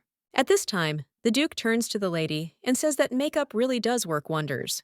He also asks how the lady is feeling, since it seems her skills helped, after which he keeps asking him why the lady is silent when she looks at the girl. He sees that she is just standing there emotionlessly and understands that she has become a stone statue. The man understands that in a year the lady will become a different person, but she is very kind to Michael, and so rudely shows his character to others. The girl put makeup on him out of concern, and also decided to support him in this way, after which he asks where the timid lady is. At that moment, someone approaches the two and says that he is glad to meet the Duke of Montefeltro. One of them introduces himself and says that he is Alfonso Louvenier, and the other claims that he is Duke Henry. Charlotte introduces herself, and the man thinks how politely they greeted him, after which the guy only replies that yes, and he is glad to meet them, and also it was so long ago. Then they turn around and leave. While Charlotte is glaring at him, the guy realizes that he doesn't want to accept congratulations from this annoying lady. The woman understands that, despite everything, she restrained herself and even smiled at him, but he simply ignored her. Alphonse asks why this guy is such a bore, and he ignored their greeting and didn't even introduce himself properly. Charlotte thinks that this really irritates her, and the main character at this time turns to the Duke and asks for forgiveness. Well, she wonders if it's okay that he treated the Marquise and the Duke that way. Her interlocutor replies that the lady doesn't need to worry about it. After all, he doesn't care about anyone except the Emperor. The lady is his Duchess of Montefeltro, after which he asks her to understand already, to which the girl answers that yes. At the same moment, someone asks for attention and says that His Highness Prince Theobald and Lady Est of Monaco have arrived. The main character looks at these two and then lowers her head and wonders if the guy has already found another victim. At this time, the butler also reports that His Majesty the Emperor and Empress have arrived and therefore asks to greet them. The Emperor claims that today's banquet is being held in honor of the celebration of the coming-of-age ceremony. So let the birthday boys come up when they hear their name. The first one is Lucas Hugh Montefeltro, and he asks him to step forward. The guy then looks at the main character and realizes that she is still nervous. The girl wants the Duke to go, and the guy realizes that he is overwhelmed by a very strange feeling, after which he kisses the lady's hand and is surprised by something. The Duke heads to the Emperor and does not think about the main game, why he did it. Lucas greets the Emperor and Empress, after which the head of the Empire congratulates Lucas Hugh Montefeltro on his coming of age. He also hopes that the boy will be loyal to his empire in the future, after which the Duke thanks him. The main character thinks that there is some strange atmosphere there and wonders if it is because of her mood that it seems that way. When someone announces that Heinrich Predio will be next, Lucas takes the girl by the hand, after which the main character smiles. The girl also starts looking around the room and understands that Alfonso is not interested in her, Henry is not interested either, and finally none of them pay attention to her. The lady understands that only Prince Theobald remains, who is also not interested in her, but when the girl looks at the prince, she sees that he is staring straight at her. Layla is shocked and wonders why he is looking at her like that, or whether he is looking at Lucas. But then the girl realizes that he is definitely looking at her. At this time, the Duke notices that the lady is uncomfortable and asks if she would like something to drink. The main character replies yes, after which she asks if he can bring juice, to which he agrees. Layla understands that it seems she has calmed down a little because she is glad that she is not alone now. The Emperor says that since the ceremony is coming to an end, let those present begin to rest. At this time, someone approaches the lady, and when she turns around, she thinks it is the Duke and thanks him for his work. But when the girl looks up, she realizes that it is the prince. The brunette says that the lady still looks ugly. He also understands that he is so embarrassed by this ugly lady and what she is doing at this banquet. She is so annoying and pushes you away that the guy cannot understand his feelings. But with such an appearance, she dares to turn away from him, and he can't stand insecure people. At this time, the main character apologizes to His Majesty, but thinks why this is happening and why it happened. She lived 10 years in humiliation, and is it really going to end like this? But at that very moment, someone else approaches the lady and tells the crown prince that they haven't seen each other for a long time. The guy also asks if he has any business with his wife, but his interlocutor replies that the lady is not his wife yet, so it's too early to judge. The Duke replies that he spoke with the Emperor before the ceremony, and they will be married soon, so there is nothing strange in calling the lady his wife. The prince at this time thinks why this irritates him so much, but at the same moment, the ladies near him turn to His Highness and offer to dance one dance. This girl also asks if he would like to dance with her. The prince then realizes that it is better to ignore them, because all the nobles are looking at them. He says that it is true, and he has kept the lady waiting too long. His interlocutor immediately says that it would be a great honor for her to dance with him. When the main character sees these two dancing, she realizes that the prince has finally left her alone. The Duke at this time states that it is their turn next, and asks if the lady would like to dance with him. The girl understands that perhaps her place is right next to him, after which she extends her hand to the guy, and she says that she would be happy. The lady understands that she feels so alive, and she has such a feeling that her heart is about to it will break, but she has still such a tense state. The girl thinks that it is so strange that it is impossible to describe in words, but at the same moment, her dress tears a little. In shock, he wonders when it managed to break, but the Duke tells the lady that everything is fine, after which he offers her to hold on tighter and lifts the lady in his arms. Yes, they go out into the street. Then the man says that they need to walk to the carriage, so after that, they hold on tighter. The main character agrees, but realizes that she feels so awkward and wonders why she is so nervous.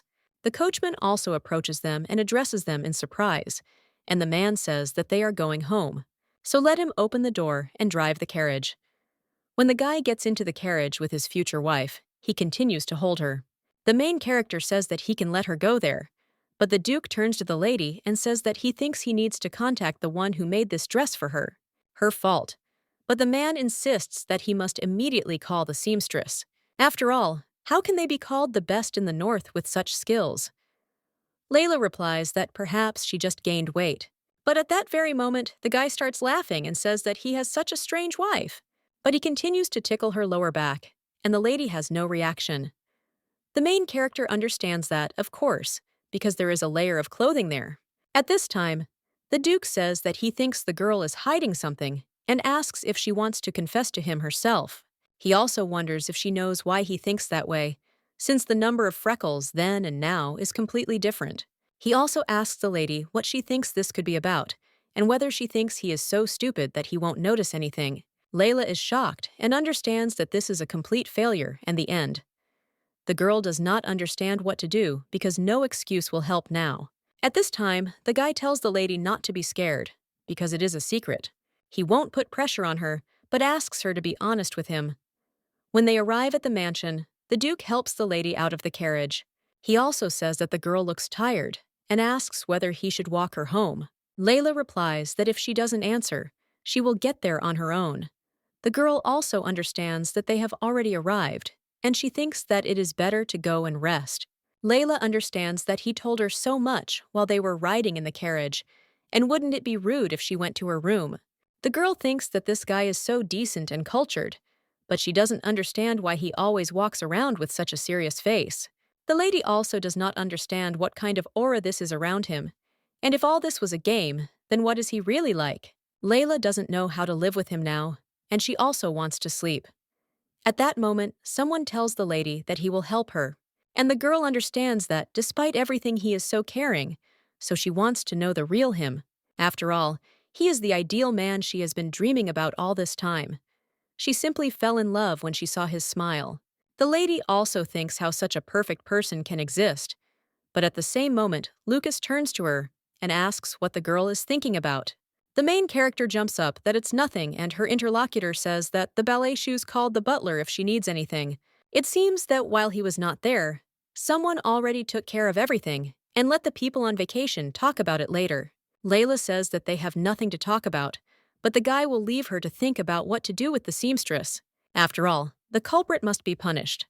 The girl replies that this is true, and it will be necessary to discuss it. Layla understands that she thought he wanted to talk about her secret, but if he only wants to talk about the seamstress, then she can calm down. The two wish each other a good rest, and when the guy moves on, he realizes that he has never had anything like this, so that he feels so free next to another person. All this time, because of his ugliness, he was only ridiculed, and he did not have the courage to fight back. But at the ceremony, he did not feel constrained or insecure. On the contrary, he was happy and free. Lucas thinks that this was the first time in his life. But then he remembers something else important. He understands that they have guests, and when the guy opens the door, he asks how sorry he is for daring to enter the Duke's house. In his absence, the former Duchess Anna, at this time, only says that it is impolite to enter without knocking.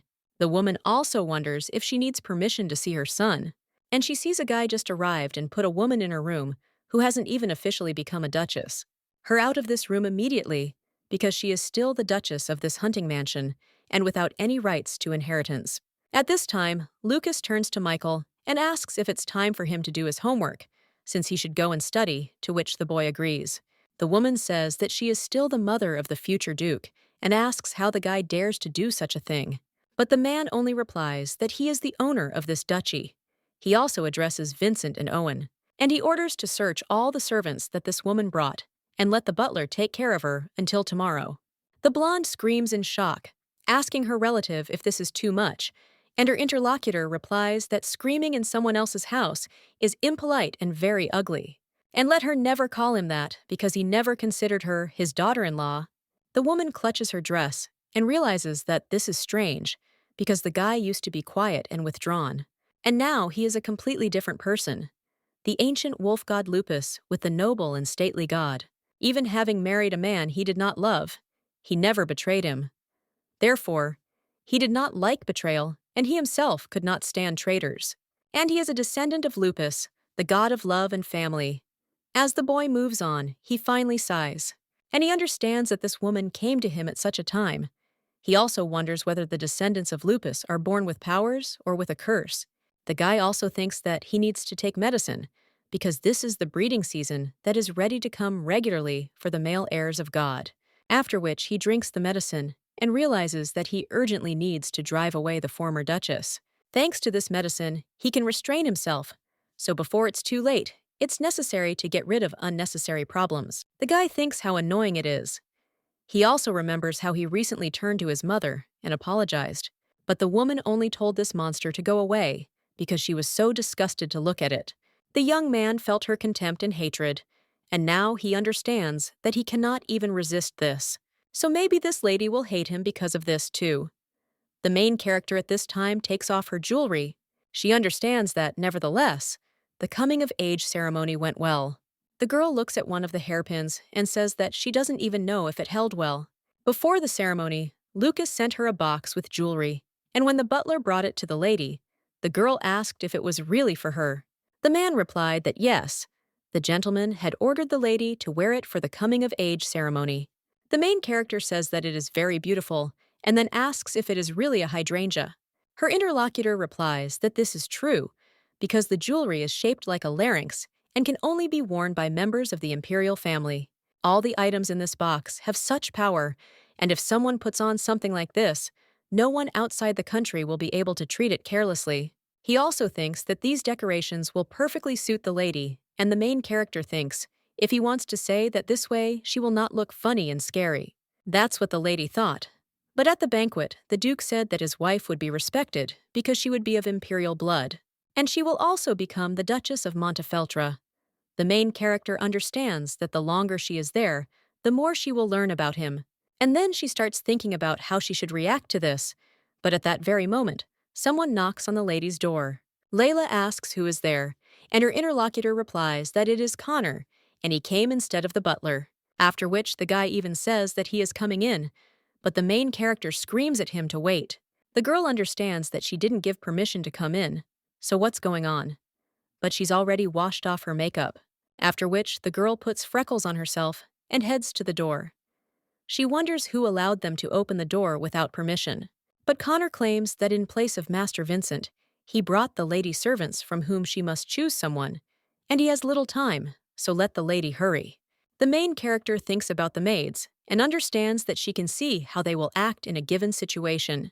The girl turns to Connor and orders him to bring tea and dessert, and for the rest of them to come into the room.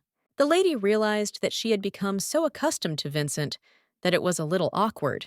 After which she looks at the maids but realizes that they are servants who cannot even look at her. Layla thinks what a fuss, disgusting attitude, after which she tells him everything, so that they, from left to right, tell her about their abilities. One of the ladies claims that she can't do anything except comb her hair, and another says that she's good at cleaning dust off objects. 3 claims that as soon as she goes to bed, she immediately falls asleep, and the last one says that she has no abilities. When the main character thinks why they came at all, Connor brings the lady the dessert she asked for, and he also hopes that she chose a servant for herself. If so, then let her answer. But the main character immediately replies that no, and she likes them all, so she can't decide. So maybe she should also choose a separate butler. Connor is surprised by this, after which the girl says that she has an idea, and the lady suggests getting started. A little while later, one of the maids shows off her family's special protective cream. If you apply it before bed, her skin will glow in the morning, and this cream was made by her brother, the alchemist. The main character applies this cream to her skin, and then says that it is excellent, and the girl passes by, in response to which she thanks her. Layla says that now only Connor remains, and she congratulates his son on his appointment as a personal servant. The rest can be free, and the ladies immediately thank the mistress. The main character smiles after that. About 2 hours before this, the lady suggested to start the game. Connor said that he and the servants were very busy and did not have time to entertain the ladies. But the main character only asked who would bring her some water, because the one who would cope faster would suit her best. At that moment, one of them ran, and the lady sent away the most attentive one, so the game of knocking out can begin. The girl said that the next round is about who can walk around the room 30 times the fastest. After that, a competition for who is the most flexible. while Connor said that he can bend as much as he wants. Then another maid bent over and claimed that she walked on 4 legs. The next round was about who could spin in place the longest and who could best imitate a dog's bark. And the last one was a competition for the eliminated, because they had to bring a gift that she would like. The girl enjoyed the game until the very last round of the revival of the eliminated. And now the lady understands that it looks like modern cosmetics, because the texture there is very dense. Layla says that she is tired, so her personal servant can go. The girl understands that he is clearly familiar with life in society, and this is very noticeable. This guy is one of those young people who can't do anything, but are very hot-tempered and mentally weak. Initially, he was the target of this game, so he will soon give it up. The main character claims that now she can finally wash and lie down. When the lady lies down in bed, she realizes that making decisions is so tiring. But it's very refreshing, and the coming-of-age ceremony went off without incident. Layla wonders if she should be more honest, and she won't even put that "what" in. A little while later, the former Duchess wonders why the young gentleman has changed so much. Usually, he didn't even care if she would arrive or where Michael was. So she doesn't even know what happened during this time. Well, at that very moment, the woman thinks about the ugly lady and understands that the only thing that happened there was her arrival, so she should meet her in person. A little while later, the main character is walking around the mansion with good makeup. The main character wonders if they saw it and felt it, because this is the real skill of a professional makeup artist. The lady understands that she cannot suddenly become a different person or change her face greatly, but thanks to her natural appearance, she can afford this. And a little while later, the girl enters the room and greets the young gentleman. Well, all she sees is the Duchess, and the woman says she's pleased to meet you. The Duchess also says her name is Anna Hugh Montefeltro. The main character wonders if this is Michael's mother, and if this woman abandoned her son because of his contemptuous looks.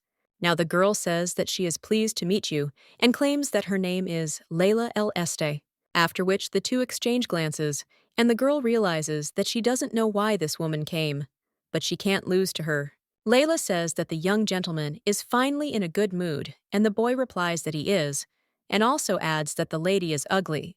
But at that very moment, he closes his mouth and looks at his mother. The woman tells Michael that it is indecent to speak like that, and if he wants to point out a person's beautiful appearance, he must be able to do it with dignity. She also says that careless laughter is also indecent. And does he really want to become a laughingstock? Layla argues that ugly people should be careful in their expressions and intonations. She also asks if the guy has forgotten all of his mother's instructions, and the young man immediately apologizes. But the main character says that everything is fine, because they are a family and she is not angry, and also does not make fun of the child when he is happy. The Duchess says that this is very arrogant and says that they are not officially married yet. The woman also claims that she is the mother of this child and asks by what right the girl interferes. She also asks if the lady taught the child this in her absence, and if this child is the successor to the duchy. If he is not respected in society, will the girl take responsibility? The girl only asks why the Duchess fed the young gentleman cucumbers and put them on his face. The woman asks what she is talking about, and if the lady has decided to suddenly change the subject while being in a disadvantageous position. Layla visits the Duchess and says that she is so attentive to the child. Before going to bed, the maids smeared his face with something, which caused the allergy and redness, and because of that, it itched all the time. They said it was an effect of the massage, but everything itched. He didn't even know that his mouth was swelling because of this, and his mother just watched this all this time. The woman asks what the girl is talking about and asks the boy if it is true. The young man replies that yes, if he eats a cucumber, everything will hurt and itch. At the same moment, the Duchess wonders why he didn't tell her anything, and what if something happened to him. Well, at that very moment, someone else joins the conversation and claims that the boy said this, but her people ignored it. He also turns to Chelsea and Rose and asks if it's true, and if it's good that the woman brought the fired maids, after which he orders the servants to take the two away. When the woman screams for them to wait, the Duke even says that she should leave at dawn, too. Not throwing her out right now is the last straw for his manners. The blonde claims that she just wanted to see her son, but at that very moment the boy turns to his mother, and he says that Layla was not ugly, The woman immediately gets up from her seat and tries to justify herself. Well, the Duke tells her to stop, because apparently she is not able to observe table etiquette. So let the woman come out, because she is scaring the child. After Anna was thrown out, she returned to her room, and although apparently she wanted to say a lot, well, she looked at Michael a little. She left without a word. A little while later, the main characters turn to the boy and ask for forgiveness. After all, she spoke without thinking about his feelings. The young man wonders if she really thinks that he is a child with everyone and does not understand anything. He will go to the garden and look at the hydrangeas. The boy also offers the lady to go with him if she suddenly has nothing to do, to which she agrees. The girl understands that she was worried when he ate silently at dinner, but it's good that he's okay.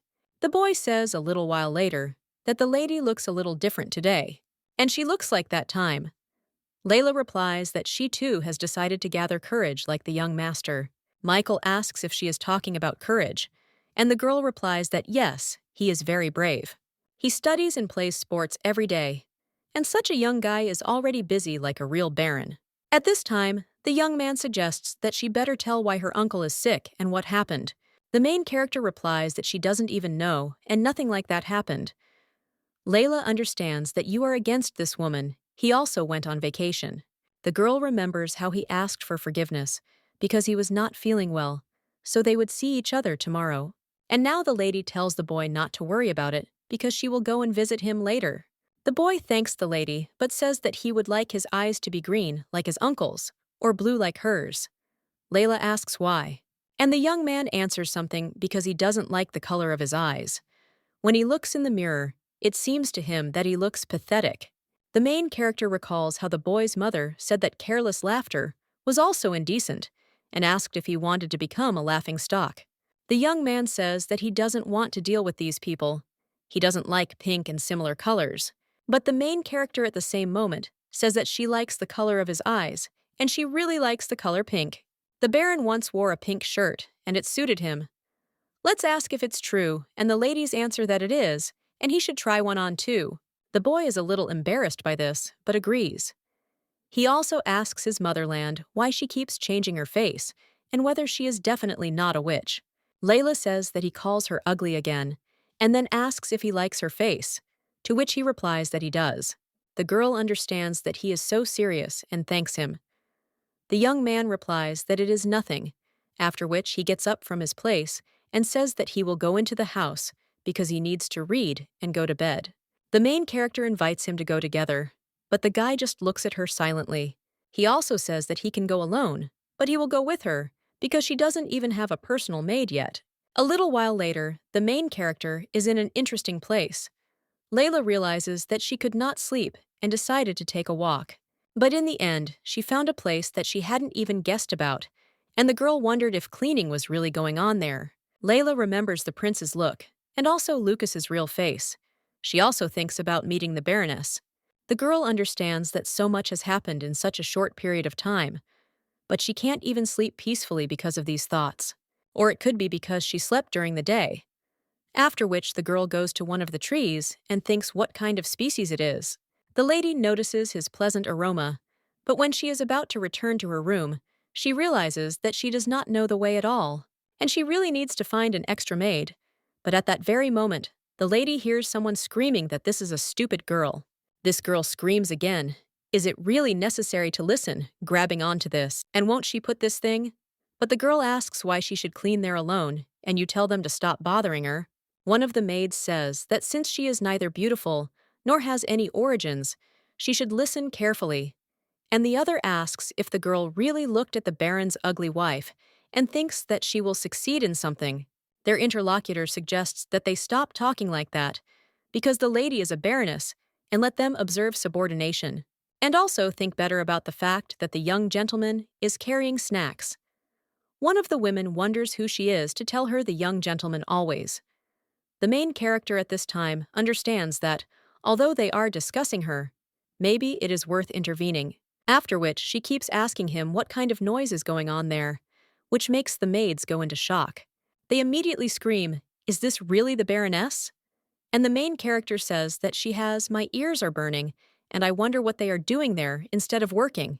One of the ladies says that you can't go in there whenever you want, and only those who officially bear the surname Montefeltro can go in there. Layla says that this is interesting and wonders who will punish those who break this rule. One of the maids replies that of course he is a baron. How could he have come out in the middle of the night and gotten lost? And he should at least live up to his title a little. Layla asks if she's talking about her, and if the baron will punish his beloved.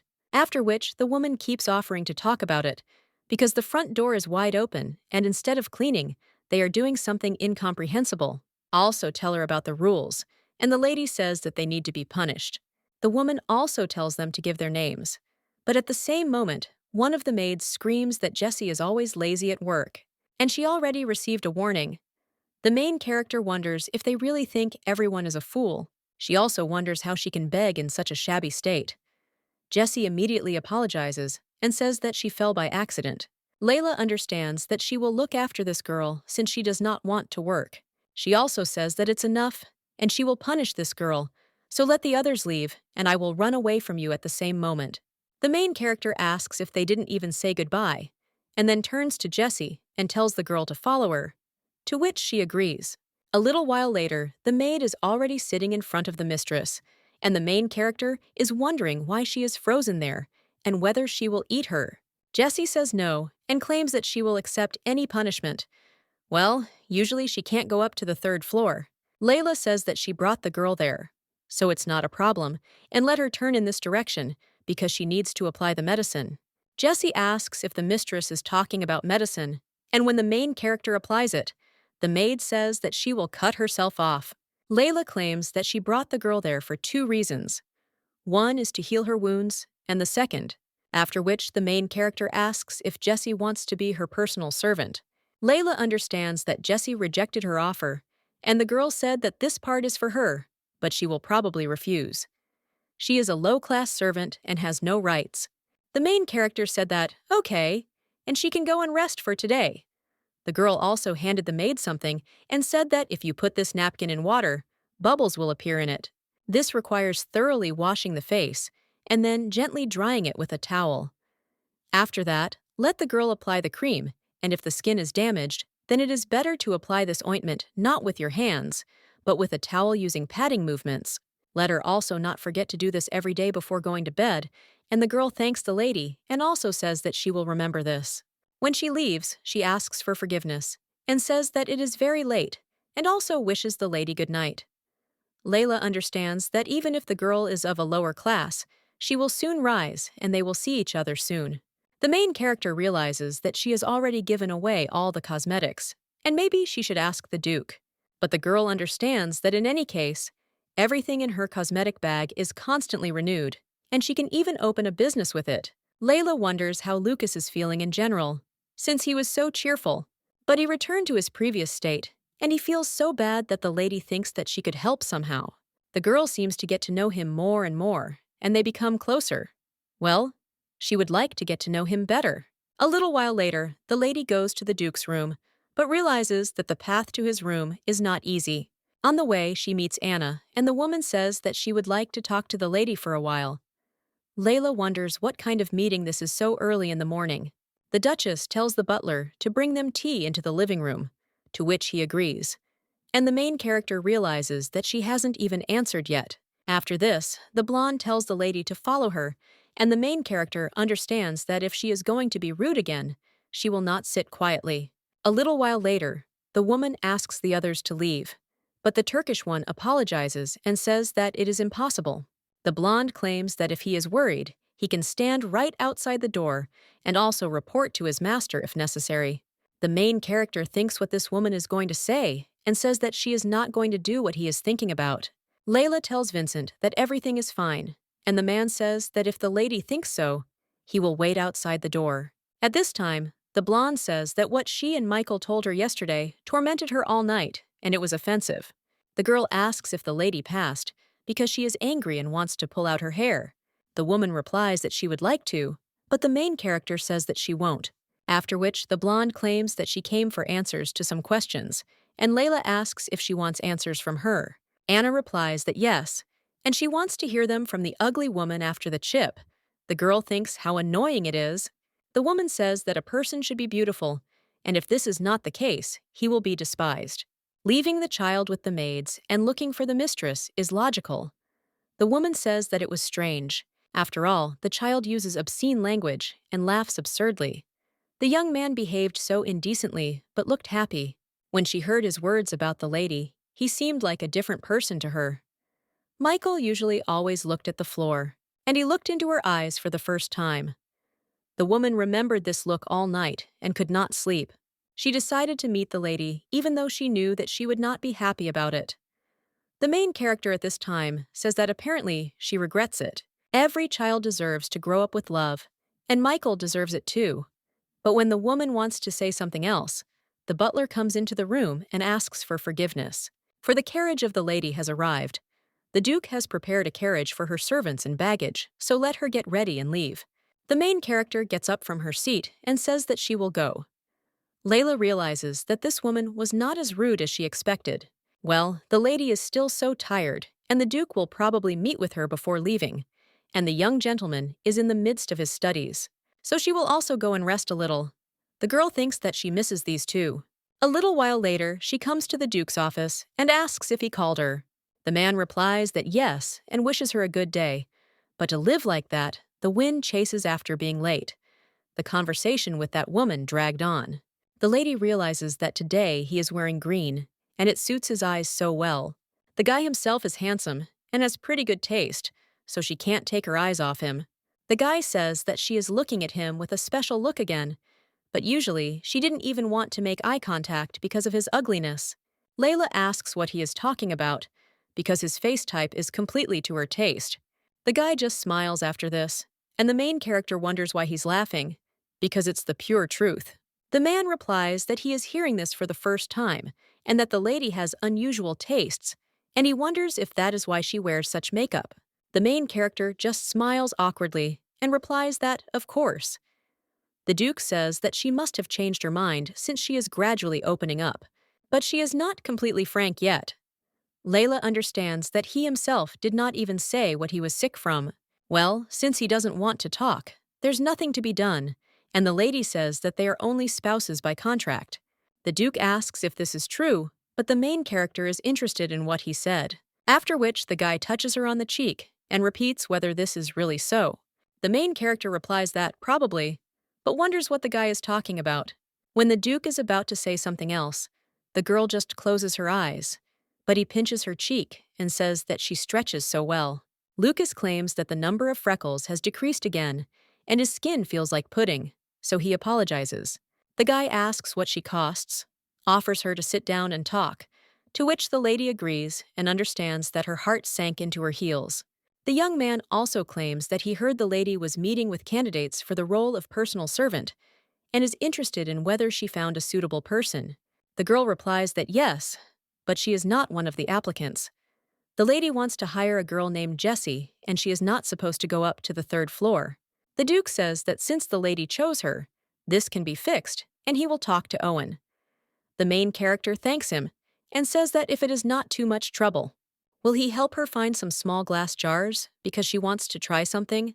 The guy understands that now he smells something sweet, and at first he thought that this scent would not suit her, but now, just by inhaling, his soul feels lighter. Layla apologizes but asks the Duke if he can do it. The man at this time again thinks about how calm he feels next to someone who wears such a scent. The main character turns to the Duke again, and the guy asks what is going on. The lady apologizes and says that he hasn't answered for so long, after which everyone asks him if everything is okay, and maybe he hasn't fully recovered yet. The guy replies that if he hadn't answered, he would have just been thinking for a bit and asks for forgiveness. He also claims that he will send the jars to her room as soon as possible, and if the lady needs something else, he will buy it. After all, there is nothing there that she cannot take. After which the lady smiles and thanks him. The guy understands that he would like the lady to be calm next to him, but first he will listen to what she wants. He will be patient until she opens her heart to him. The Duke also says that the lady should pick out a new dress and asks if she has lost weight. Vitali looks smaller. Layla says that no matter what he says, he knows that it is not true. Well, her interlocutor claims that the lady is not speaking directly, and is she really hiding something? When the girl doesn't know what to answer, the guy tells her to forget about it, because this time he will pick a more careful master, and if she goes north. Well, at that very moment, they hear someone else knocking on the room, and the guy asks who is there. At the same moment, the boy answers his uncle that it was him, and he heard that the ugly woman was there. Layla asks if this is really a young gentleman, and the boy just enters the room, and the girl says that the boy is so sweaty, after which she asks how heavy this basket is. The girl offers her help, but the boy replies that it is not necessary, because it is not hard for him at all, and just a little hot. After which, the young man puts the basket on the table, and the main character asks what he brought and what that sound is. The boy replies that it was given to him, and when the main character looks into the basket, she is surprised. The Duke at the same moment says how huge these stones are, and asks if the guy built a house in the garden. The main character asks in surprise what stones the Duke is talking about, because they are precious stone ore. The girl notices amethyst, opal, sapphire, and even ruby there, and wonders if the guy is really giving it all to her. The boy replies that he is, and let her not be so surprised, because there is nothing special about it. The Duke at this time says that he also knows about precious stones, but wonders why the guy brought them there. The main character tells the gentleman that she is very pleased, and the boy asks the Duke if he sees that even the ugly one likes it. Lucas then smiles and says that Michael got ahead of him, which is why he lost. The Duke also hands the lady some kind of ticket and tells her to go with him for clothes. The main character, looking at it, wonders if it's a magical blank check. The lady also says that maybe it's her birthday today and she doesn't know. Michael asks if this is really true, and the Duke suggests that she let him know when he arrives. After which, he suggests the lady to go before it's too late. But the girl tells him to wait a second. And won't the Duke go with them? It would be fun. The man replies that he has a lot of work, and it's hard to find time for anything, so they'll go together another time. The lady will tell everything when she returns, and the main character replies that of course, and also next time they will definitely go together. As soon as the man closes the door, he becomes embarrassed and thinks how pathetic he is, because he began to be jealous of the child, and there is no reason for this. The next day, the main character is already in the city and realizes that she was unable to see Lucas at dinner that day. And today, because of leaving, he didn't show up for breakfast, so the girl wonders if she really said that it wasn't that. Michael at this time turns to the ugly woman and asks what she is thinking about. The girl apologizes and says that she was thinking a little, and she also remembers yesterday's image of the Duke. The young man asks if she is really talking about how he slammed the door, and the girl is not offended at her uncle for not going with them. And since he is so busy, she needs to at least buy him a gift, to which the main character replies, yes. After which they go into one of the shops, and the boy says that it seems like the clothes were poorly made last time. He found out that the owner here doesn't get along with the owner of that workshop, so it will be better there. Layla thinks that she doesn't understand this logic, but the young man clearly tried. At this time, the boy wonders why there is no one there except them, and then points to the owner, Kate. At that very moment, someone cries out greeting them and asks for forgiveness, because she was too carried away by the preparations. The main character thinks how can she be late if they warned her in advance, and in such a state too. This woman has no manners in front of the white gentleman and does not apologize. But at the same moment, the girl tells the beautiful young men, like peonies, to come by and sit down. After all, you can admire them until you fall into eternal sleep. The main character thinks about what this girl is talking about, and she is somehow strange. A little while later, someone tells her that some important visitors have arrived, and she has nothing to treat them to except tea. The main character realizes that this tea is very tasty, and she just wants to drink it. After which the lady says what a wonderful aroma this tea has. Her interlocutor says that it is great that the lady liked it. The woman also says that the lady has such an angelic voice and a pleasant appearance, so she is interested in what kind of outfit people are looking for. The boy replies that his aunt came for a dress, and the woman says that the lady is the aunt of their young master, with eyes as beautiful as a blossoming flower. After which she asks them to wait a second, and she will bring everything to them, to which the main character agrees. The girl understands that it is surprising that from this lady it sounds completely unfeigned. Well, at that very moment, the young man wonders what kind of person she is, The main character asks what this young gentleman is talking about. The young man said that she said that his eyes were like a flower and wondered why she flattered him like that. This woman is definitely hiding something. But the main character does not answer that this girl showed her sincerely, and apparently not only she likes his eyes. The boy asks in surprise if this is true, and says that the lady is just calming him down, and says this because she is too kind. The main character at the same moment asks what he is talking about, because these are her sincere emotions, and the girl understands that it seems they have chosen a good, albeit unusual place.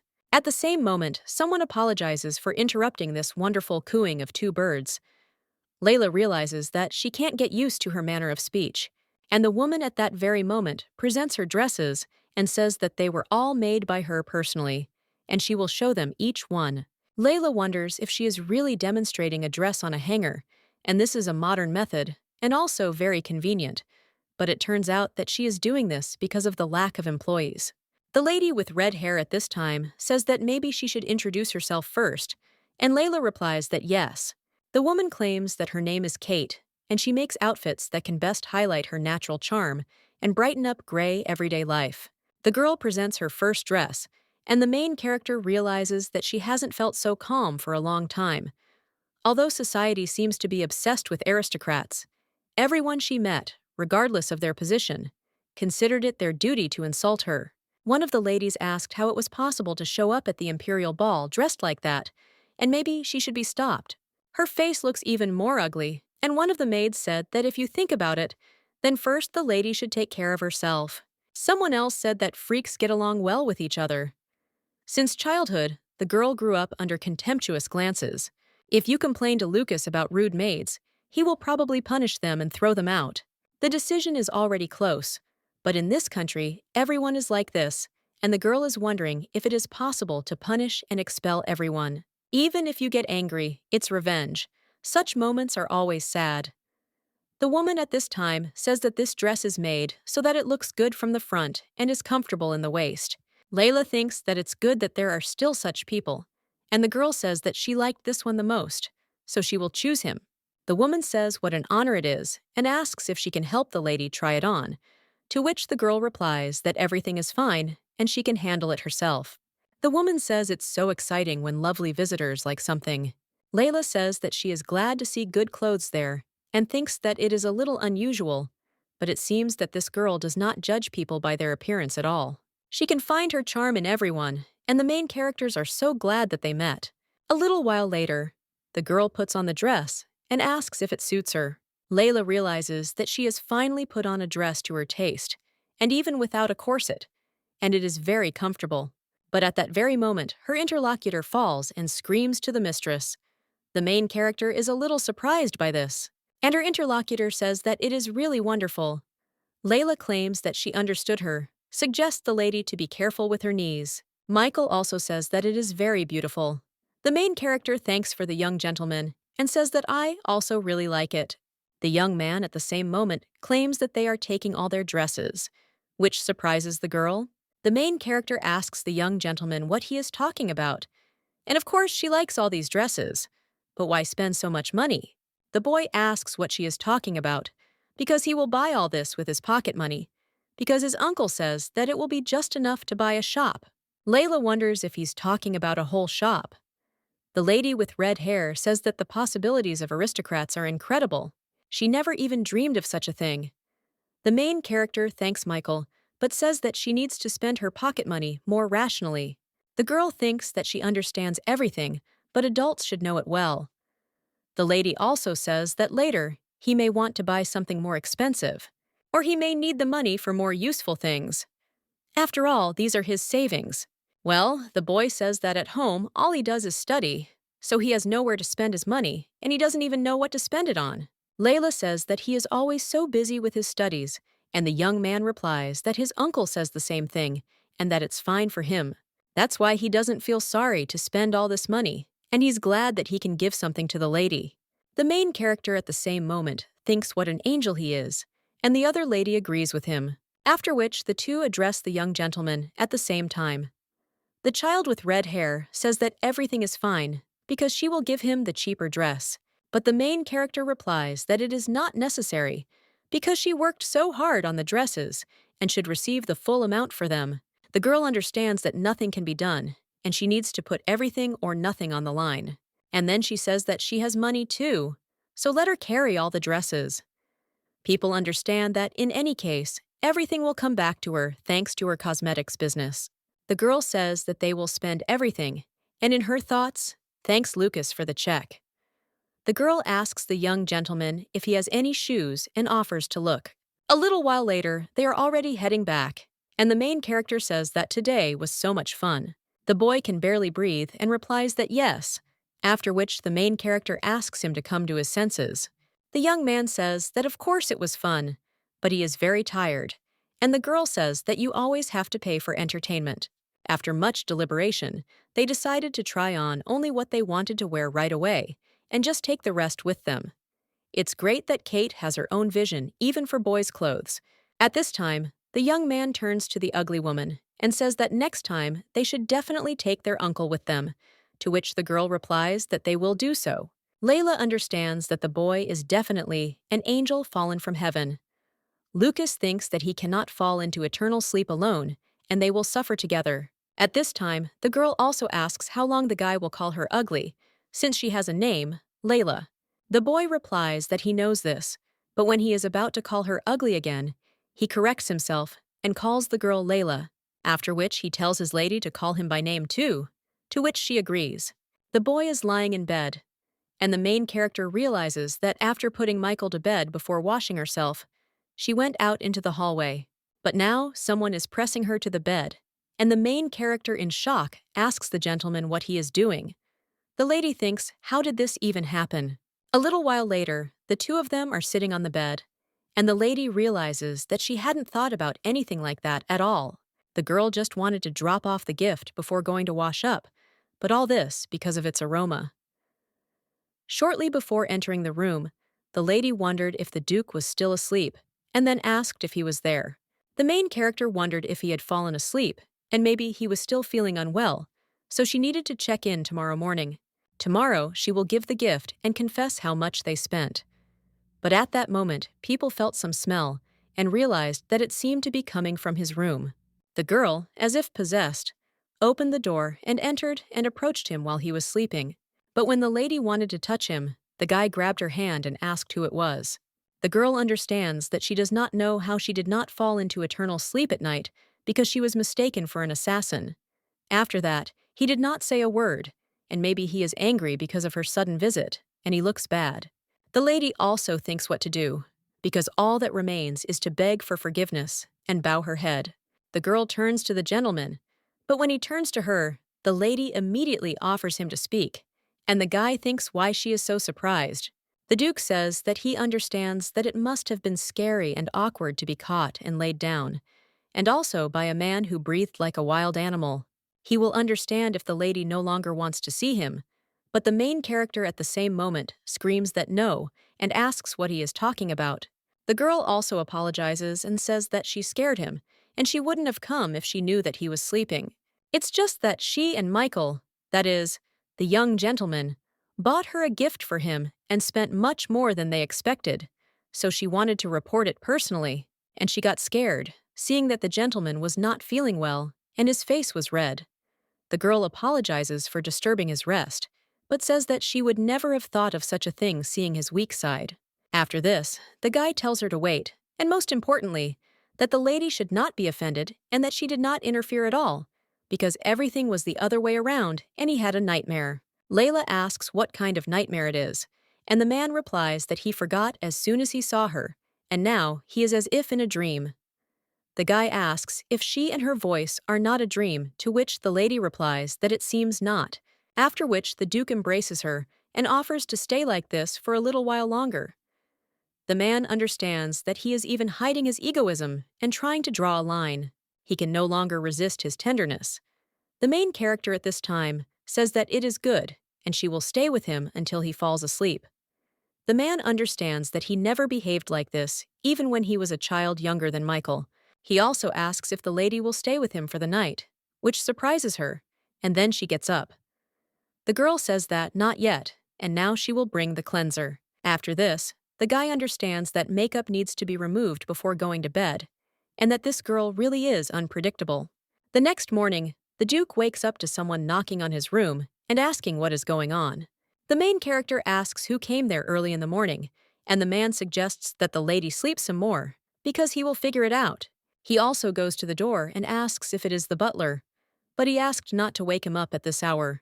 But Michael appears behind the door, and the boy screams at his uncle that he needs to put up an ad because the ugly woman is nowhere to be found. The young man screams that it was definitely his mother who did something to her, and how could this have happened? The Duke tries to tell the boy that everything is wrong, but the young man screams that she was definitely in the room when he fell asleep, and when he woke up, she was no longer there. Lucas asks why the guy was in her room, and the boy replies that she didn't return to the room all night, so she was definitely kidnapped. And then he screams at Layla. The man suggests that he calm down and let him speak. But at that very moment, the main character gets out of bed and asks what happened. The main character menacingly says that the child might knock in the morning, and why was it necessary to bring him to tears? She also asks Michael not to cry, because she will scold this Duke. The man at this time understands that he was going to tell the girl that for the first time in a long time, he is in a good mood in the morning. A little while later, the main character wonders if he has been looking for her since the morning, to which the boy replies that yes, and he was so scared that she was not there. The girl immediately apologizes and says that she was going to give the gentleman a gift, to which the young man replies that everything is fine, or asks if she put on makeup today. The lady replies that yes, and now the Duke knows. The main character understands that after this, she had to apologize for a long time. She asked for forgiveness for the fact that they spent so much money on clothes, and for the sudden invasion of his room, and also the morning misunderstanding. After all, she was wrong to get angry at him right away, and she should have listened to him first. The man replied that it was nothing, because she was simply taking care of his nephew, and that there was nothing wrong with her buying up the entire store. And the fact that he did nothing but got into trouble in the heat of the moment is also not scary. After which, the girl asked if he was angry. The lady realizes that she should return the blanket later because she had to drag it away to hide her unpainted face. The girl says that just calling a person and asking him to do something is so ducal. At the same moment, someone else turns to the lady and says that she has brought warm tea. The girl tells Jessie to come in. The girl enters the room and wishes the lady good morning. The main character smells a pleasant aroma of tea and wonders what the blockage is, to which the woman replies that it is with hibiscus and dried fruits. The lady claims that this tea is so aromatic and sweet that she will drink it with pleasure, but the girl also says that it is boring to drink alone, and he asks if the girl wants to have a drink with her, to which the maid replies that yes, and since the lady is offering, she will gladly agree. The lady understands that there are no special instructions for her, and the girl could go and rest, but Jessie voluntarily sits next to her. When they saw each other for the first time after the appointment, the girl claimed that she was her personal servant and thanked the mistress for entrusting her with this job. The lady also said that nothing needs to be done now, but she will do everything possible to help her. The main character understands that this girl stayed with her and said that she is ready to do anything, because how will she be without her now? Layla tells the girl to sit next to her because they can drink tea together, which makes her a little surprised. The lady told her to sit down if she was uncomfortable, and it was hard for her to stand all the time, to which the maid thanked her. The girl also asked if the maid uses the cream and medicines that she gave her, but the windows have almost completely disappeared, to which the girl replies that yes, and now the skin does not itch in the mornings. Layla asks if it's nice to wash her face in the morning, and answers that yes, and even getting soap on her face doesn't hurt at all. Well, at that very moment, someone else knocks on the door of the room, and the main character asks who is there, after which she offers to come in. Michael immediately enters the room and wishes Layla a good morning. The main character also greets the boy, but wonders what brought him here at this hour. The lady is also going to introduce him to her personal maid, but when she turns around, she does not see her next to her. The woman at this time stands near the sofa and bows, and also says that she is pleased to meet the young gentleman. The maid claims that she is the Duchess's maid, and her name is Jessie Collins. Michael also greets her at this time, and the main character says that the maid is probably worried because she saw him for the first time. After this, the boy suggests that the girl take a better look at this, because the condition of his skin has improved, and now, even when he looks in the mirror, he looks beautiful. Layla answers that this is how the skin color became much better. The young man says that thanks to the thing she gave him, everything worked out for him. The girl claims that cosmetics, of course, also had an effect, but it's all thanks to his good sleep and proper nutrition, to which the boy replies that of course, because she said it was good for him. The young man also says that what she asked for that time is almost ready and will arrive soon, to which the main character is surprised and wonders if it will already arrive. The lady understands that they thought for a long time about what to do with the stones that Michael brought, and having drawn a sketch, she ordered something special. The young man at this time says that yes, they did everything according to her sketches and let the ladies see. The main character at this time is interested in why the sketches are there and what the master is guided by then. At the same moment, someone comes in and claims that it was possible to leave the drawing of the Baroness with him as a copy. The man claims that he doesn't know what kind of ball is there, but it was just brought in. Their main character, looking at the guy, thinks how perfect he looks. The girl also asks if he personally received it, but the man replies that yes, and it was on his way. They can open the package together with Michael and see what is inside, to which the girl agrees and asks if the boy will move over a little, to which he replies yes. He also asks his uncle what is going on, because he is smiling and speaking differently than before. The man replies that he is simply in a good mood, but wonders if something is wrong, to which the young man replies that nothing of the sort is wrong. Layla says that Michael looks embarrassed, and the Duke at this time notices that the two of them seem to have become closer. He also asks, what is it that the lady even drew the sketch herself? The girl replies that it is a toy for children that develops their mental abilities and fine motor skills. After which, the lady asks the maid to clean the table. The maid immediately agrees and asks if she should prepare new snacks, to which the girl replies that yes, because brain activity causes sugar to drop. When the lady lifts the suitcase, she says that it is so heavy, and it is immediately obvious that there are things made of precious stones. The girl thought about making jewelry, but decided to use her past memories. When she opens the suitcase, she sees a toy Lego. The lady understands that before her parents plunge into eternal sleep. They often played this game with them, and she would like to create similar memories for Michael. At this time, the Duke is wondering what kind of stones these are, and whether they are really cubes. But Michael screams out what kind of stones these are, because they are a cool thing. Layla says that this is the first time he has seen one like this, but she wonders how he knows how to use it. The young man replies that Layla showed him and let the Duke look, because if you connect like this, you can build anything. He will build a house, a park, and even a sea. The man watches the boy with a little surprise, and then everyone is surprised at him and also asks if he knows about architectural styles. And also, is he really going to build a house from the roof? The young man then asks what an architectural style is, after which the Duke shows him where to place it on its edge to make a step and asks how many rooms there will be and also how many floors. The young man answers that there are 10 rooms and 3 floors. He also asks what the size of the rooms is for. The main character understands that she did not think that the Duke would like this too, and it is so unexpected. It all looks like they are one family. A little while later, the ladies are lying on the bed and realize that they have been playing all day. If it continues like this, it will be really great.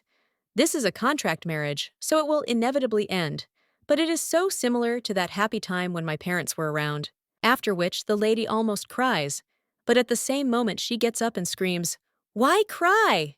After all, you need to think about the future, and for the lady to think about what will happen next. She also wonders if it would be better to think about this in advance, since she has read a lot. If the worldview is different, then I don't want to refer to it, and that's also interesting. The lady reads about a book called The Water Spirit in a Bottle, and also about her favorite one called The Culinary Master.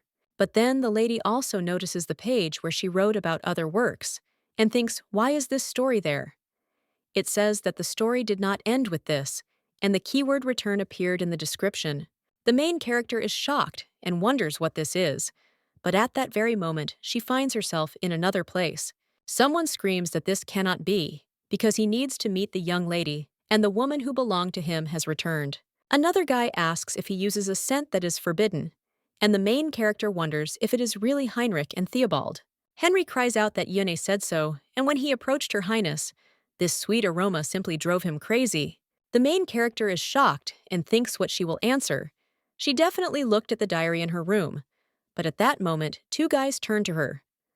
The lady thinks that this can't be because she has already passed the coming-of-age ceremony. She got out of the palace safely without attracting attention, so she doesn't understand why these two are looking at her with these menacing looks now. At that moment, the lady runs up to herself and sees how she is plunging into eternal sleep. Well, at that very moment, someone screams at the girl, and when the lady opens her eyes, she sees the Duke next to her. The man asks if Layla is okay, and the main character just gets out of bed. The guy says that he came to the sounds of screaming, and fortunately, there are no signs of a break-in if she has nightmares. The main character at the same moment hugs the Duke, which makes him a little embarrassed. The lady says that everything is fine now and nothing happened, and the man only asks if she had a nightmare, to which the lady replies that she did. The girl understands that this sweet aroma is so calming, and this is the same aroma that enchanted her last night. Of course it comes from Lucas, but it's not just about this scent, and when this guy's around she feels calmer. At this time, the guy is wondering how long the lady will continue to cry, since she has already cried her eyes out. He also says that he will bring a handkerchief and asks if she will stay for a bit, to which people answer that yes, and the Duke says that he will return soon. The girl wonders what kind of dream it was, and as soon as Lucas left, memories began to emerge. There were Henry, Theobald, and she, cruelly plunged into eternal sleep. The lady had a feeling that this would really happen. When the Duke returns, he asks if the lady has calmed down, and also asks her to bend over. He says that if it's hot, then let her tell her. At the same moment, the girl says that it's hot, but understands that the guy does it skillfully. She also can't imagine him crying, and asks if he also has nightmares. The guy replies that of course, and she can't even imagine such nightmares. When the lady came to his room, he saw a terrible dream, after which the guy touches her cheek. But at the same moment, the main character moves away a little, which surprises him. The Duke wonders whether she is afraid of him or not. The main character wonders if he has problems with sleep because of nightmares, and the coming-of-age ceremony itself makes him feel bad all the time. The man wonders if it is so noticeable, but he didn't want to show it. Layla asks, "How can you hide your illness?" He should have said so that they would take care of him. The lady also asks if the reasons are known, and whether he is worried or afraid of something, to which the man replies that nothing like that, and that it is a symptom that disappears over time. That time, he survived thanks to the lady, after which he even thanks her. The main character wonders why her heart is beating so hard, because these are just words of gratitude. The man is interested in what happened and why she blushed so much. He puts his hand to the lady's forehead and asks if anything hurts, because it seems like her temperature has risen. The main character at that very moment screams that she will definitely get a good night's sleep, after which everything will pass. But when they lie down on the bed, the lady again smells this aroma and understands that this is all the consequences of nightmares. Because of the nightmares, her heartbeat quickens, and she doesn't worry, because it's just a one-year contract, and she's just afraid of falling into eternal sleep. But at that very moment, the Duke begins to laugh. He realizes that he was having a nightmare and that the pattern inevitably repeats itself over and over again. He has been dreaming about it for more than 5 years, but he can't get used to it. And then he heard a scream. Forgetting everything, he ran out barefoot and forgot even about his nightmares. For him, there is nothing more terrible than that something might happen to her. When the guy saw the lady's expression and that look, he understood that this curse could only be overcome by finding true love. It seems that now he knows what it all means, and asks the lady not to leave, and also to stay with him. The next morning, the main character wakes up and realizes that this is all completely pointless. The girl also notices a note next to her, in which the guy wrote that he woke up first because of urgent matters, and told the maid that the lady needed to sleep longer. The main character thinks that he himself should sleep longer, and she did not answer his question from yesterday. Her heart said yes, but the lady again remembered her nightmare, in which Henry spoke of an intoxicating aroma. and the lady thinks that perhaps his scent has clouded her mind. The girl doubted and decided not to rush with the answer. Well, when the girl hears someone knocking, she asks who it is. Jessie answers that she is apologizing for disturbing, but says that she has urgent news and then asks if she can come in. The main character turns around and wonders where her cosmetic bag is. She also asks the girl to wait and asks if she can tell from there, to which the maid agrees. After which, he reports that they say Mrs. Anna Hugh Montefeltro will arrive by noon. A little while later, Michael is already heading towards his mother and says that he needs to say something. A little while ago, the woman realized that this castle was strange, and the Duke and Michael also became strange. She continues to write letters, and at the end, she always writes that she loves him, and also doesn't save money at all. After all, she buys the child everything he likes and what they would do in her place. But the woman thinks why he doesn't love her, and why everything is as if she is at fault.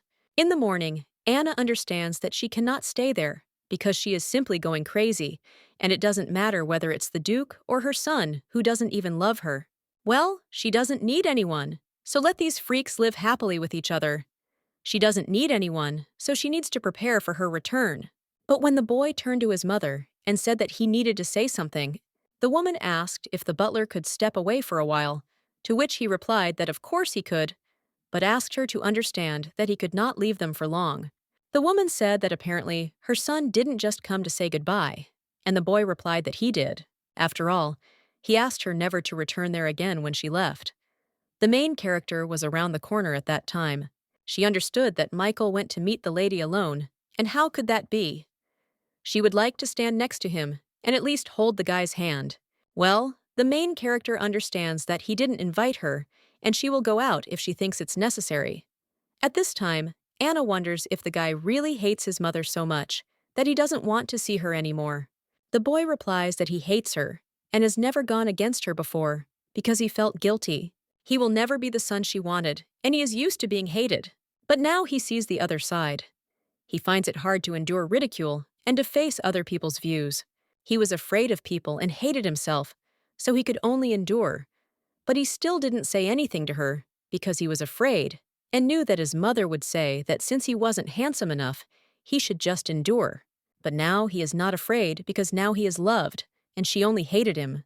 The boy says that she can't ignore anyone in this castle, and the main character understands that now he can speak so calmly, and apparently he thought about his speech for a long time. Well, the girl is also worried about how the lady will react, because she doesn't understand anything, and the woman is silent, and her face is not visible. Layla thinks that it is so strange because her hands even rise from excitement when she thinks about it. The lady understands that she will not allow the child to be traumatized anymore. And the woman says that she still thinks that hating ugly people is natural, because people avoid unpleasant things. It's unpleasant to look at the ugliness, and the main character thinks what she is saying to the child now. Well, the woman adds that she swears that she never hated him. No matter how she thinks, she still cannot understand what her fault is, and she just loves him and also worries and wants the best. Anna also says that everything is clear, because he was convinced that she hates him. The woman understands that from the very birth, she was afraid for the boy, and for the looks he would face, and also for the wounds that he will receive, for her future where she suffers looking at such a child. What can you do if he looks like his ugly father, and all he got from his mother is his eyes? I feel sorry for Anna too, because she lives with another man, and even if she just sends money and servants, no one will scold a beautiful man. But then the woman remembers how the lady asked if she was just watching from the side. Now Anna claims that when she said she loved the boy, she simply ran away and didn't even see him, after which she apologizes to him and also wishes for Michael to live happily. The lady left calmly and did not touch the boy anymore. This was the last conversation between them. Well, she said a few words to the lady before leaving. The woman claimed that there was something that only she could know, after which she thanked her. The main character thinks that it is so unpleasant to thank this talent, but at the same moment, someone else turns to Layla, asks if she heard everything, and also did he do a great job on her. The ladies wonder if he knows everything about the guy, and he replies that yes, he smelled her scent. Layla felt bad at night because of a nightmare, and her uncle said that he would stay with her, but was late because of a conversation with her mother. The girl replies that everything is fine because he came and she had a good sleep. The young man says that after his mother's arrival, his uncle fell ill, and she also had nightmares, and he was so scared. Therefore, now he will protect the lady and asks her to stay healthy and also to be close for a long, long time. The main character smiles at this time, but still understands that she will have to leave. A little while later, the Duke looks at the marriage contract and wonders how to get rid of this useless piece of paper. The boy realizes that his name is Michael, and he is the son of a duke. The lady he meets is very strange and seems a little stupid, but she is a very good person. The girl absolutely selflessly taught him how to take care of his skin, and the skincare procedure before going to bed can be considered complete. Now that he has smeared himself with cream, all he can do is wait until his aunt washes up and comes out. But the young man wonders why she is taking so long. The boy wonders if it's okay for him to sleep in the same room with his aunt, since he's already 9 years old. But then the young man realizes that there is a reason for this, and it seems that Layla is having nightmares because her uncle asked her to do something. The young man realizes that he is glad that his mother left without saying a word. But then he looks at the cosmetic bag, and he says that this is the girl's bag with strange things. The young man also understands that it is indecent to secretly look at her things. And then you need to ask her to show him everything, or maybe you should just take a quick look. Well, when the guy opens one of the nightstands, who understands that this is Montefeltra's contract, the young man asks what business he might have Layla and Montelfert, for which a contract is required. But when he reads this contract, he asks, "Is it really so?" Layla is going to leave after the official marriage. At the same moment, the guy hears the main character coming out of the bathroom and asks how long Michael waited for her. The boy replies that no, and he applied the cream carefully. The girl says that it's great, because now his skin is like a baby's, but the boy replies that if he didn't answer, he's not a child and he's already 9 years old. The main character says that this means that he has very good skin, and although he is no longer a child, he still needs to grow up. After which, the lady even asks if they will go to bed, to which the boy replies that yes, he will hug her, and she will not have nightmares. The next morning, Jessie goes to her mistress's room, and when she arrives, she says that she brought tea that the mistress usually drinks in the morning. When she turns to the lady, she asks if she's still sleeping. The main character then approaches the door and apologizes, but wonders if she kept the maid waiting. Jessie notices the color of the lady's face and wonders if something happened last night. Layla replies that no, and that they just got into a conversation with Michael. She also tells the girl to give her tea because she will drink it slowly. The girl asks if the maid could tell the butler to cancel Michael's morning lesson because he's still sleeping. Jessie agrees, but asks if the lady would mind if she re-prepared the tea for her so she could relieve her fatigue. Layla replies that if she did so, she would be extremely grateful. The main character realizes that if you believe Jessie, she tried hard, and while Jessie hasn't returned, she can sleep some more. Layla realizes that she and Michael fell asleep right after she finished washing herself. But before going to bed, he decided to brag a little and asked the girl if she knew that there were so many amazing things in his house. It even has an alchemist's laboratory, and he will definitely show it to the girl when he grows up. The main character claimed that this was the first time she had heard that such a place existed somewhere, to which the boy replied that yes, there were still plenty of amazing magical instruments there, and she had never been to the festivals that were held in the north. If she's a little late, the festival will start, and the hydrangea will dawn. Then everything will turn blue, and the idea will definitely be liked. Layla asked if it was really like that, and it seemed like it would be very beautiful. If there were a lot of flowers, they would definitely go together to admire them. The boy replied that yes, and their family's main business was mining. But she had never been to the mines. They also go there, and there is a lake nearby, so you can ride a boat, and it is done with the help of a magic stone. He is still small to row, but as soon as he becomes taller than her, he will ride the girl. Layla thinks what curious and interesting stories he tells. She would really like to go with him if she had a chance. It's very interesting, but she wants to sleep so much that it seems like she's about to fall into eternal sleep. Now the girl thinks that it was a bit long, and she put on makeup when Jess came, so now there is no point in sleeping. The lady understands, not to say that she did not think about interrupting him and putting him to bed. But the day before, he had a very busy day, and she knows that Michael told her all this not to brag. After which the lady thinks that he should sleep a little more. A little while later, the young man stands in front of the Duke, and the man says that it is very strange to see him without Layla.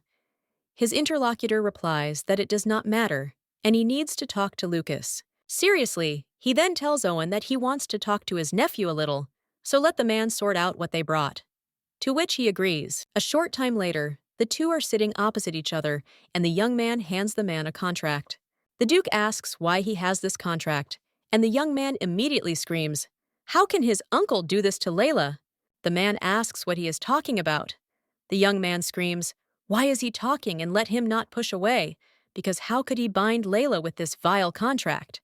When the Duke is about to say something, the young man cries out once again that it is enough, and he will not listen to whatever he says. He also asks what it means to remain a married couple for only a year and send her to another country, because if he is going to do this, then he should dissolve the marriage. As soon as he turns 11, he will definitely make Layla happy. Lucas looks at his nephew in surprise and remains silent, after which he starts laughing. The boy asks what happened and whether this man is really his uncle, because he laughs so much. Well, at that very moment, the young man gets angry and wonders how he can laugh at all. Michael asks if he is laughing at him because he is still young, and his interlocutor claims that he cannot say that this is not the case. Whatever it was, the nephew did the right thing by bringing the contract, because he already regretted it, and the guy helped him a lot, after which he offers Michael to form an alliance.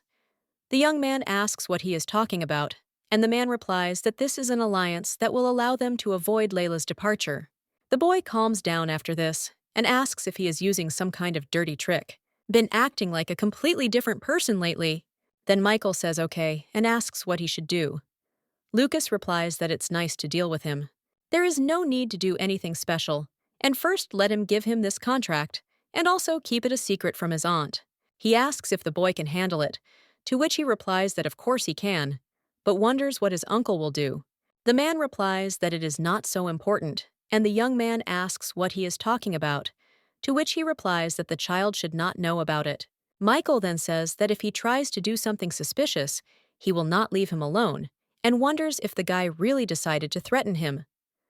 The Duke wonders what kind of person he could consider him to be, because he would never do such a thing. And it's not just him who wants to be nice to his aunt. The young man claims that the uncle he knows never cared who he liked and who he loved. Lately, he really has seemed like a different person. The Duke replies that he really has, and it's all because of his Aunt Layla's strength. The man remembers the girl's warm smile, and he says that it's all because her presence makes him want to be sincere. He finally feels free, like he can be his true self. The young man claims that the Duke was a gloomy loner, but now everything seems to have changed. Then the Duke says that he understood everything and suggests that the guy leave, because he is also petty. And it seems he has also changed a lot, because he could hear the guys well before, but he still continued to shout. The man strokes his nephew's head and tells his heir to go to class. The Duke also asks what to do with the hair now, and whether this is how the young master should look. Well, the young man just sticks his tongue out at him, after which he leaves. The boy understands that, frankly speaking, he already loved his gloomy uncle very much, but with Layla's arrival, he began to like him even more. A few days later, the main character realizes that today she is going to the Northern Festival to which Lucas invited her. A few days earlier, a lady had asked if she needed to go to the festival, and the man had claimed that he had returned from a meeting and that it looked like it was opening early today. The Duke also told the lady that if she did not object, they could explore the commoners' quarter together. Layla understands that, like other regions, the North is divided into a commoners' quarter and an aristocrats' quarter. She didn't send a prohibition to move between the blocks, but now the lady says that she would be very glad, but is wondering if she can go. She would not like to attract unnecessary attention, to which the man replies that they can go there hiding their identities. And then the girl says that everything is fine. If his lordship is satisfied with everything, then fine. Well, and when the girl asks if Michael will go with them, the man answers no, and they will go only the two of them. But the girl says that he would really like to go with them. The Duke claims that he said he wanted to focus on the report because he had been skipping classes a lot lately, and the latter asks him if he would tell her the same thing. To go somewhere with her alone and then he hands over some kind of box, and also offers the lady to take the gift. The main character is a little surprised and asks if it is really for her. The Duke replies that it is clear that the gift is for her and asks why she is asking. The girl thinks how awkward it is and how she could say such a thing. Layla thanks the Duke but asks if she can open it right now. The man replies that he now belongs to her, so the lady can do as she wishes. When the main character opens the box, she sees that it is a dress, and the man says that yes, let her wear it when they go to the festival. They will not have an escort, so ladies should not wear so much makeup. The main character claims that it sounds very funny, but asks what if she gets caught, because he is a duke, and suddenly there is an assassin. The man replies that in any case, no one knows what she looks like, and he doesn't think the lady ever appears without makeup. The makeup she did the other day looked pretty sad, so wouldn't it be great to spend a day without thinking about anything? Layla understands that although this guy is very attractive, she doesn't know what kind of person he is. However, he still cares about her, and the lady replies that it is good because she will be looking forward to it. In her place, anyone would have accepted Lucas's offer, and if he pays her so much attention, it means he thinks about her. Well, it could be a little dangerous for her. The girl understands that perhaps he chose this hat so that she could hide her face. The dress is of a calm cut and also sewn with taste, so the girl wondered how he knew what she liked. Layla wonders if she should ask her husband about this. Well, then the ladies realize that now is not the time to think about it, because it's just a fictitious marriage, and she has no place where she could settle down to live the life she always dreamed of, creating cosmetics. And getting rich thanks to your abilities will be truly happiness, because what is the point of being sincere if you have to leave in a year? Layla thinks that this is very difficult, but she will simply gratefully enjoy life to the fullest. A little while later, the Duke realizes that this will happen today. On this walk, he will offer her to break the contract. The initial contract period is 1 year before the marriage is legally binding, and the royal palace has said that the deadlines can be ignored. In that case, he will have to let her go in a few months. But this is terribly annoying. Montefeltro family's contract is sealed with magic, so it won't be easy to break it and keep Layla. But now, with Michael's help, he can destroy that contract if only Layla agrees. If you think about it, it turned out to be quite difficult to separate them, and the young man screamed in shock that he was also waiting for the festival and let him just try to fail, otherwise he would also leave home.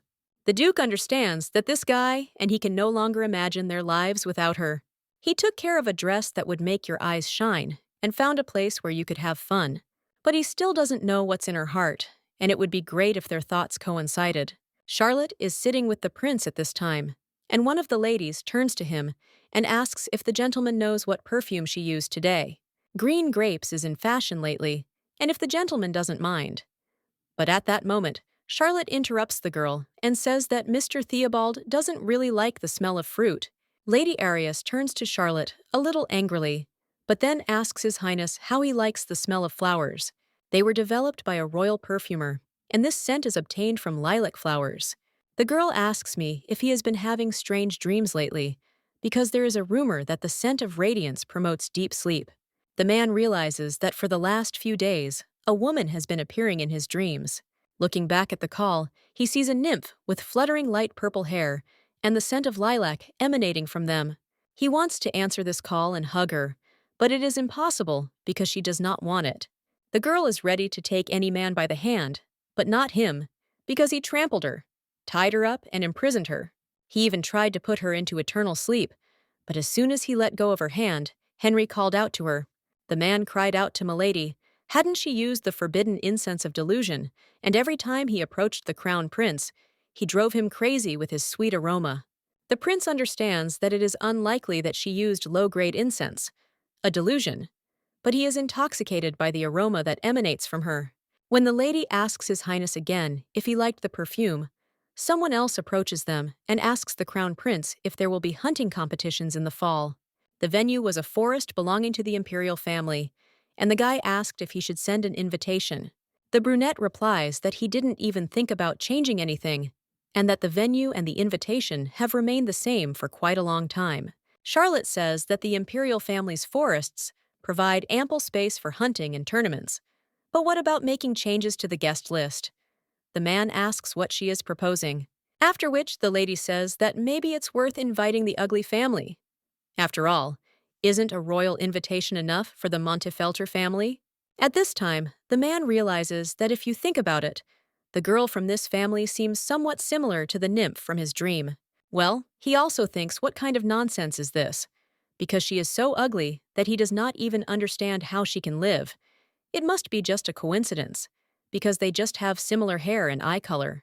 Lady Arias turns to Charlotte and asks if she thinks it is acceptable that His Highness should be allowed to see them, even during a merry hunting contest.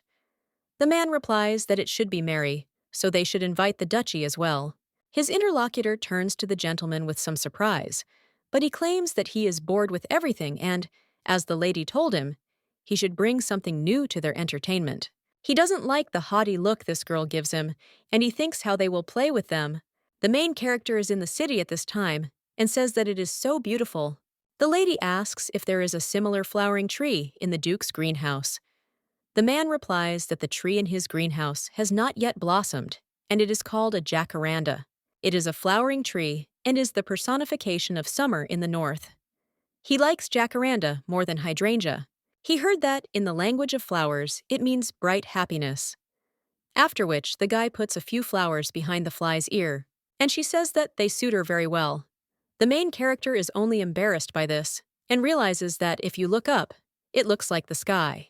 Previously, she would shudder simply from the fact that someone might consider her beautiful, and the girl wonders why this doesn't happen now. At this time, the Duke suggests that she go somewhere else, and a little while later, the lady says how many people there are. The man claims that there are many more people living there than in the areas where the aristocrats live, and asks if she is uncomfortable. Layla replies that she likes the atmosphere so much, and asks if every privilege he came there alone. The Duke replies that after receiving the title, he was busy, so he rarely went there. However, when he was younger, he liked it there more than at home. Layla asks if he has friends, and the man replies that unfortunately, he was not a very friendly child. The lady says with a smile on her face that, judging by what he has done for her lately, he was very popular. At the same moment, Layla also hears one of the vendors say that they have delicious shashlik and offer a snack. She also says that this shashlik is almost free, and they also have a signature hot sauce. When the main character looks at this shashlik, she understands that it looks beautiful and has such a pleasant aroma. The Duke turns to the lady, a little surprised, and asks what she is looking at so intently, but the lady just turns away, after which the man smiles and approaches the bench and asks to give him one of each type of skewer. The main character wants to object, but at that very moment, her stomach starts to rumble, and the man claims that she doesn't even have to talk about it. The shop owner says that it's true, because they will serve her at the highest level. A little while later, the main character is already holding kebabs in her hands, but says that she won't eat that much. His interlocutor says that judging by the growling of the lady's stomach, she could easily eat a dozen of them, and the girl replies that she probably could. The Duke at this time finishes his shashlik, and when he looks at the lady, he only approaches and bites her food. Layla immediately screams that he scared her, and the man tells her to hold the shashlik a little. The lady claims that if he wants to eat them, he could have said so directly, after which she even asks if his lordship can hear her. But after this, the man only smiles and says that, okay then, let the lady just feed him. The girl asks why she should feed him, and the man asks in response if that's not what spouses do. Layla wants to talk about their contract, but the Duke interrupts her and claims that he bought the shashlik with his own money. A little while later, the two are sitting on a bench, and the guy asks if it was fun today. The main character replies that it was very much so. The man also said that his heart was lifted because he would have been uncomfortable if it turned out that he was the only one having fun. Layla replies that she has nothing to regret because he spent her money and even acted as a guide. And the guy says that at the next festival, she will repay him. The Duke also claims that he wanted to keep the lady because he thought a lot about what to say, but now he seems at a loss for words and doesn't know what to say, as if he had forgotten about everything when he saw her sincerity. The Duke also says that he feels so excited as if he were a child again, and if she likes him, then can't she love him just as sincerely? But the main character claims that she has a reason why she must leave the capital, and she cannot say why. The Duke will definitely get tired of this, because if the person he loves keeps a lot of secrets, sooner or later he will become disappointed and suspicious. The lady also wonders if he will be okay if she can't tell him everything about herself, and even if she can't be completely honest. The man claims that he must confess, which is a bit disappointing, but that is not a sufficient reason for him to fall out of love with her. At that time, people thought that as long as she was with him, everything would definitely be fine, whatever the future holds for them. Michael, meanwhile, looks at the acceptance notice in shock. The young man understands that he has completely forgotten about this and is wondering what he should do now, since he must leave the castle next week. Thus, even if the uncle manages to hold Layla back, the girl will only ask the boy if he really asked her to stay close. But he leaves himself. The lady will also say that it hurts her because she can no longer live with liars and will leave. The young man immediately cries out that this should not happen and understands that he needs to think, because he can and will succeed in keeping Layla. After which, he understands everything that he needs to prepare this thing. The next morning, the main character in shock asks if they really want to say that Michael also knows about the marriage contract. The girl says that they should have discussed it with her, and did they really make a promise to each other? But if she had said something, they wouldn't have done it. The two of them teamed up and deceived her, so they acted very rudely. The Duke at this time says that all's well that ends well, and in the end their desires coincided. But the girl screams how shameless he is. Michael says that he was just doing what his uncle told him to do, but the man says that there is no point in blaming him, because it was the guy who found him and stole him. The main character at that very moment screams out, "Did he really steal the contract, and that can't be right?" The young man at that very moment turns to his uncle and says that it's so petty of him. Layla screams that the Duke is the worst because he decided to push everything onto the child, and maybe he is worried that he will be scolded despite the fact that he is already an adult. Well, the man claims that thanks to this, they can be together without worrying about the contract at all, after which he asks to talk on the frequency and also asks if the lady is happy. The main character hits him at the same moment and screams for him to take the lucky blow with his head. She also wonders if the man thinks that everything can be solved by him putting his face forward and how he sees people in general. The girl also turns to Michael and asks if he will never steal again, to which the young man replies that he will not and asks him to forgive him because he will never do that again. Then the main character wonders how the guy stole it and whether he really took it while she was washing her face. The lady also doesn't think he had enough time to find it, to which the boy replies that he'll show it now. After which the young man, using magic, extends the piece of paper to the lady, and the main character sees how the letters on it blur. The young man claims that if he does this, he won't have to search the entire room, and the main character immediately screams, "Is he really a magician?" Layla says that the contract moves by itself, and even the letters flew. The young man apologizes for hiding this athlete, and the magic of the royal family is also an absolute secret, so even the imperial family does not know about his abilities. Layla also has to keep this secret, and the girl replies that of course she will keep it, but wonders why the guy's abilities need to be kept secret. The Duke immediately claims that he will tell her everything. The young man understands that he is saved. The man claims that the lady should know that he was the founder of the royal family, the wolf Lupus, but the young man tells his uncle that he has red fluid coming out of his nose. The Duke continues his story and claims that while Predio received the title of Duke as a worthy subject of the empire, Montefeltro came from the imperial family of Basium. So the Duke's family also inherited the blood of the imperial family, and the main character says that it is clear and then offers to wipe his nose. The guy claims that perhaps, because of the red liquid of lupus, every member of the imperial family is born with special abilities. His older brother also had a magical gift like Michael, and they do not know what abilities the crown prince may have, so they also do not tell them about their intelligence these days. Since they belong to a family with the right to claim the throne, the royal family considers them dangerous. And although it is unlikely that the imperial family will decide on open confrontation, well, there's nothing wrong with having a couple of trump cards, and the main character wonders if this means that he can use magic too. The man replies that no, and he can't. But when he's about to add something, The lady asks what he can do, and the same man throws her into the air and then grabs her back in his hands. The Duke claims that with just a deft movement of his hand, he can do this, and this is partly because dear wife light as a feather. The man asks if it's amazing and wonders what it's like to fly in the sky. The guy says that it's pretty reliable and asks if it's true, but the main character immediately screams, "What kind of nonsense is this?" Michael claims that sometimes it is difficult to believe that this is real. Well, then the girl asks if it is true that he can tell her all this, because they are not yet officially married, and besides, she has secrets that she cannot reveal. The lady claims that he cannot be sure of what she will do, but the Duke smiles, and that the lady is talking absolute nonsense because now they will become a family for life. Michael at this time turns to his uncle and screams for him to stop, and if he wants to say something cool, then let him do it when he gets better. After some time, the Duke says that he knows that the lady is still afraid of something because she can't even talk about what scares her. Fear is eating her from the inside, and that's why the lady is silent. He doesn't ask her to tell him what scares her right now. She just wanted the lady to know that they have the power to protect her, so let her not be afraid anymore. Layla taught them to be happy, and that fact will never change. Taking advantage of the opportunity, he encouragingly asks if she will become part of their family.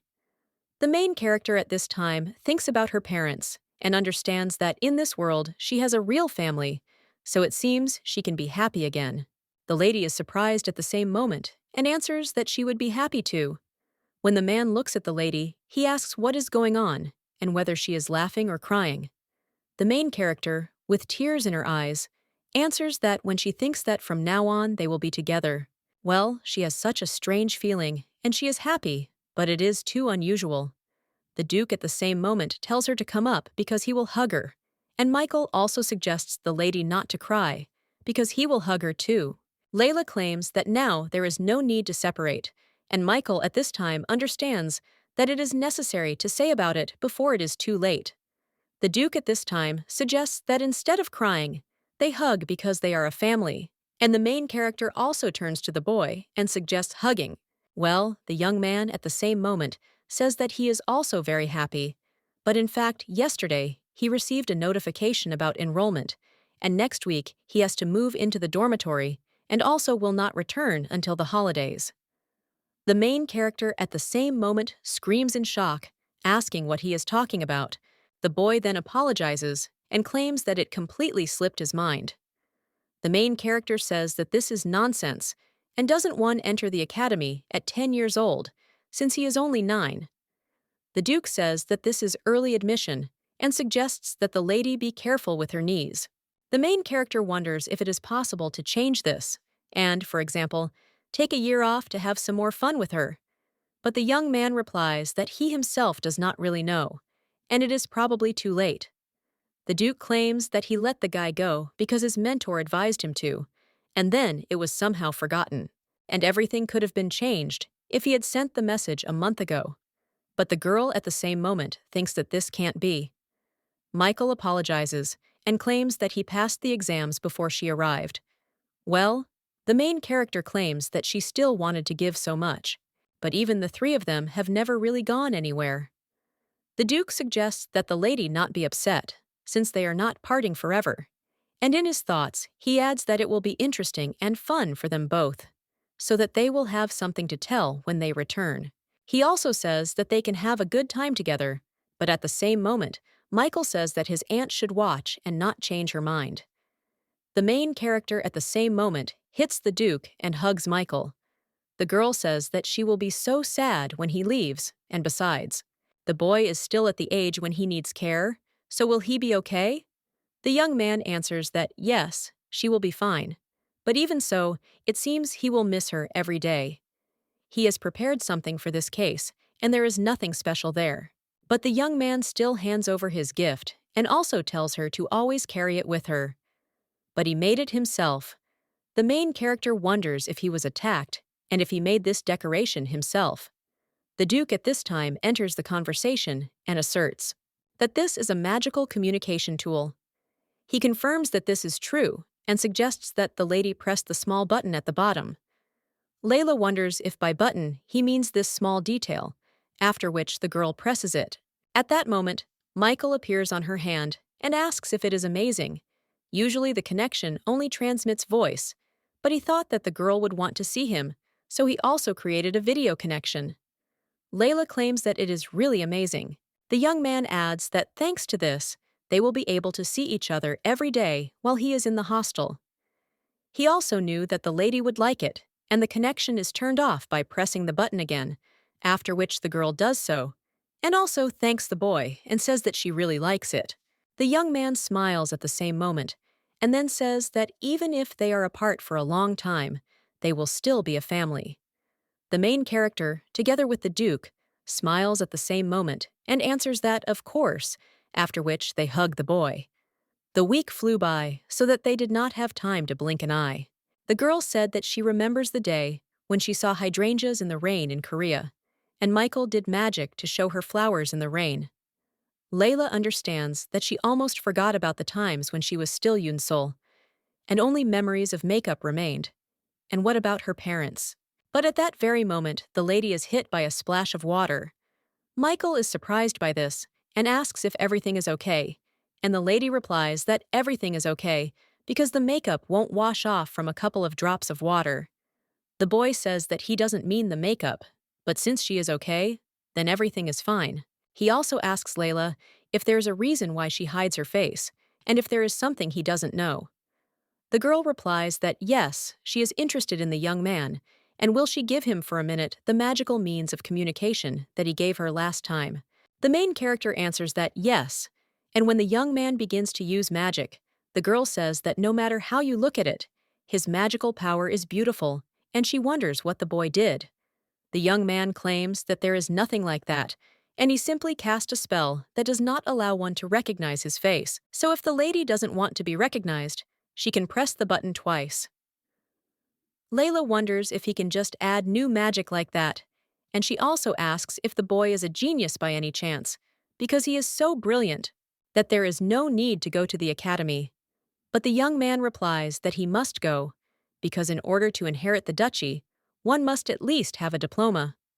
At that moment, the butler turns to them and tells the young master that everything is ready for departure. The young man also asks if she will take him home, to which the girl replies that she will. After all, how can one not take him home after she received such a wonderful gift?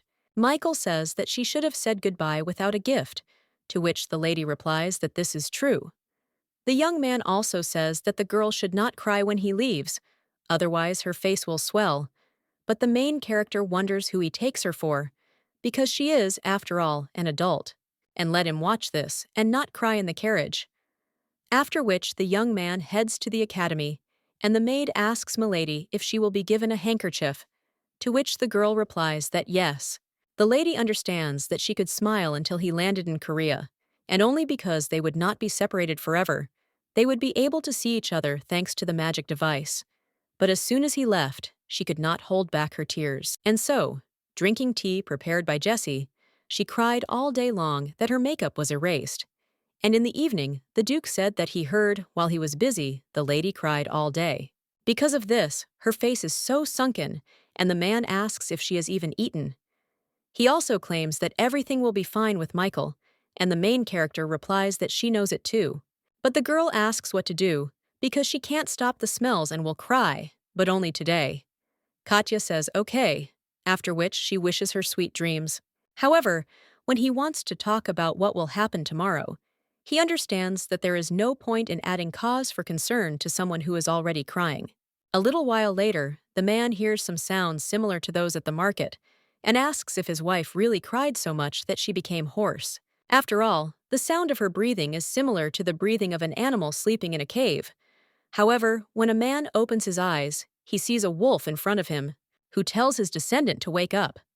The Duke, in shock, asks what it is and where his wife is. The wolf replies that he is sure his wife is fast asleep next to him, and he himself just fell asleep. So where else could he be, except in a dream? Then the young man asks why he came into his dream, and the wolf says that his name is Lupus. The guy got the long-awaited chance, so he personally came to support his descendant. Well, the young man asks what kind of chance this is, since there haven't been any special signs lately, And does he really want to give him a task? The wolf asks if this is true, and if this sign is not sleeping right now next to him. He also wonders about the god of what is called lupus. The appearance of this lady was the most special sign, after which the guy asks if he is really talking about Layla. But he claims that this girl really didn't give him anything. The wolf replies that nothing like that happened and suggests that the descendant shouldn't worry, and also do what he does, because they should be happy forever, just like he wants. The young man asks what long-awaited chance he was talking about then, and whether he was really waiting for him and his wife to become happy. Lupus replies that it is difficult to explain, because the point is that she chose him over the descendant of the imperial family of Ibranius. Well, then the guy replies that the imperial family are also descendants of Lupus. The wolf replies that they are descendants of Lupus, but Lupus is not his race. Two Lupuses fell in love with the same girl, and she chose the black wolf over him. Well, he is a wolf and cannot leave the human world without leaving the person his heart chose as a partner. So he fell asleep waiting for his chance, in the hope that his partner would return again. She suffered many hardships and fell into eternal sleep by mistake. But thanks to this, they had a chance for happiness. Having gone through countless reincarnations, she came there from a distant world. So let him definitely stay close and make her happy. The descendant of the black wolf has already missed one of his chances, and because of this, he lost his strength, and the guy got a chance for happiness. He also tells the descendant that he will teach him a spell that will not allow his companion to leave him, and also tells him to listen to him carefully, because he must do what even the black wolf could not do.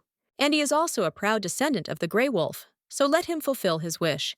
But at that very moment, the Duke screams for him to wait, and when he opens his eyes, he gets up from the bed.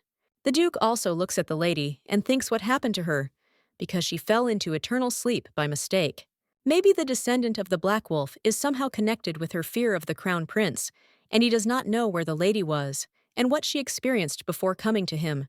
The man also understands that he cannot consider the lady's misfortune as his chance, and he will try to make sure that meeting him becomes a chance for her, and will also fulfill his wish for the sake of Layla herself. The next morning, the maid tells Milady that she has come in and brought herbs that help with pharmacies. Jessie also asks how the lady's eyes are. The girl replies that they are much better than when she first woke up, and also thanks her. Layla realizes that this morning, Jessie saw her without makeup, and all because her eyes were so swollen that she couldn't even open them, let alone put on makeup.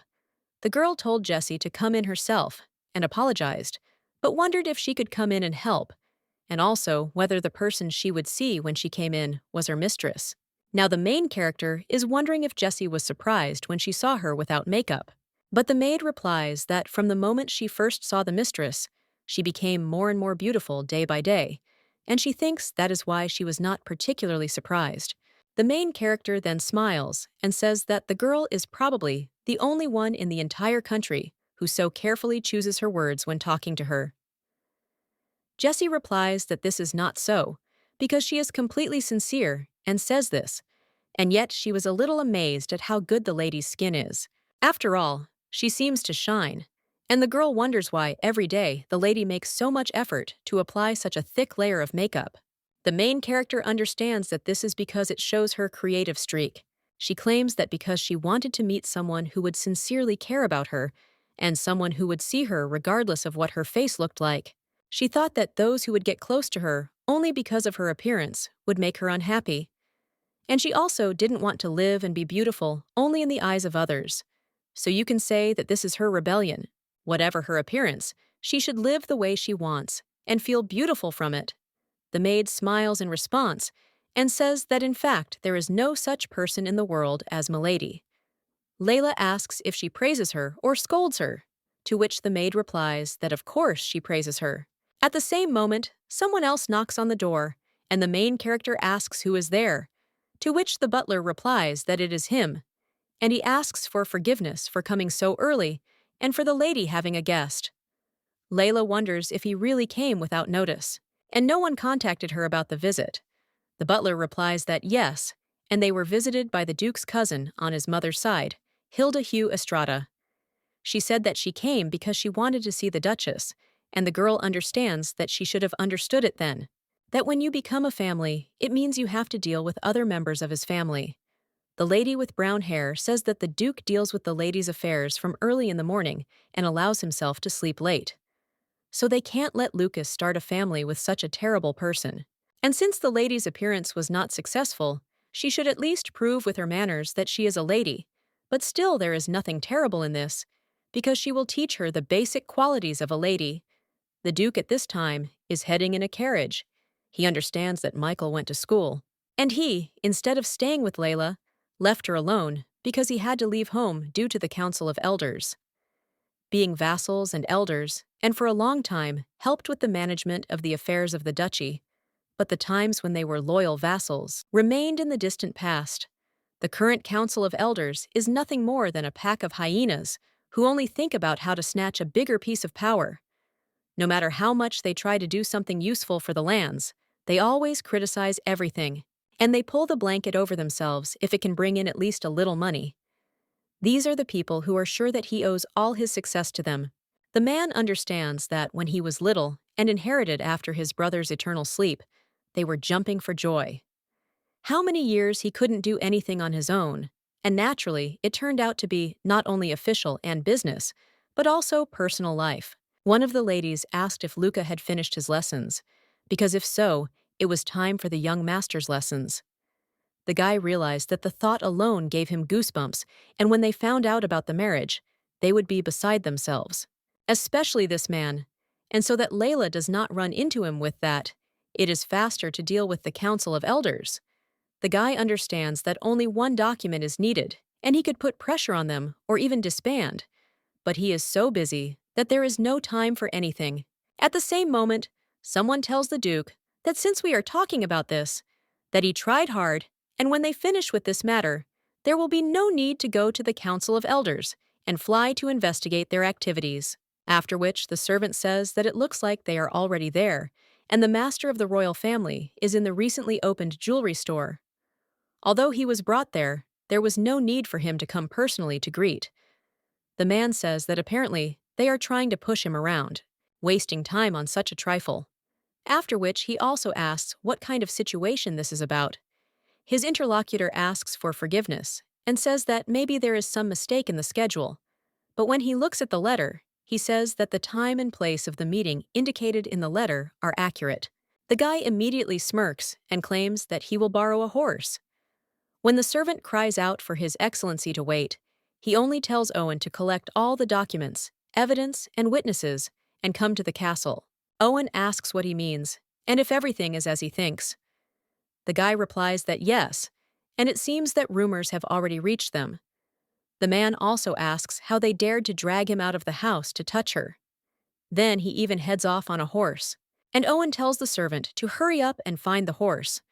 The guy understands that he did not foresee such a trick, and it is his mistake. Surely they plan to put pressure on the mistress while she is alone using persuasion or threats, after which he hopes that everything will be fine with the mistress. The main character at this time says that it is nice to meet you and introduces herself to the lady. Layla understands that it is rare to find a person there who will not grimace when they see her makeup. Layla also tells the lady to sit down, and she thanks her. The main character understands that her posture and manners are a textbook example of aristocratic behavior, and the girl gives the impression of a good person. Hilda apologizes for the sudden visit, but since they live in the north, they only just now learned about the rumors about the wedding. The main character says that it is quite possible, because the north is so vast, and thinks that she would at least like to become friends with this girl. Her interlocutor at this time says that although it is late, she will tell Miss Est about this. They have a lot to talk about, and Lady asks if Liana is busy, to which the main character replies that everything is fine, although after her nephew's departure to the academy, she is a little upset. Layla understands that she is all in anticipation of a pleasant and warm conversation, and wonders if they can really become friends. But a little while later, the main character is already pessimistic about the idea of making friends with her.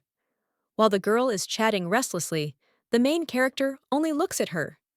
Hilda asks if Miss Est is listening to her, to which the main character nods, and the girl says that thank God, because she already thought that the lady was tired of her advice and was thinking about something else.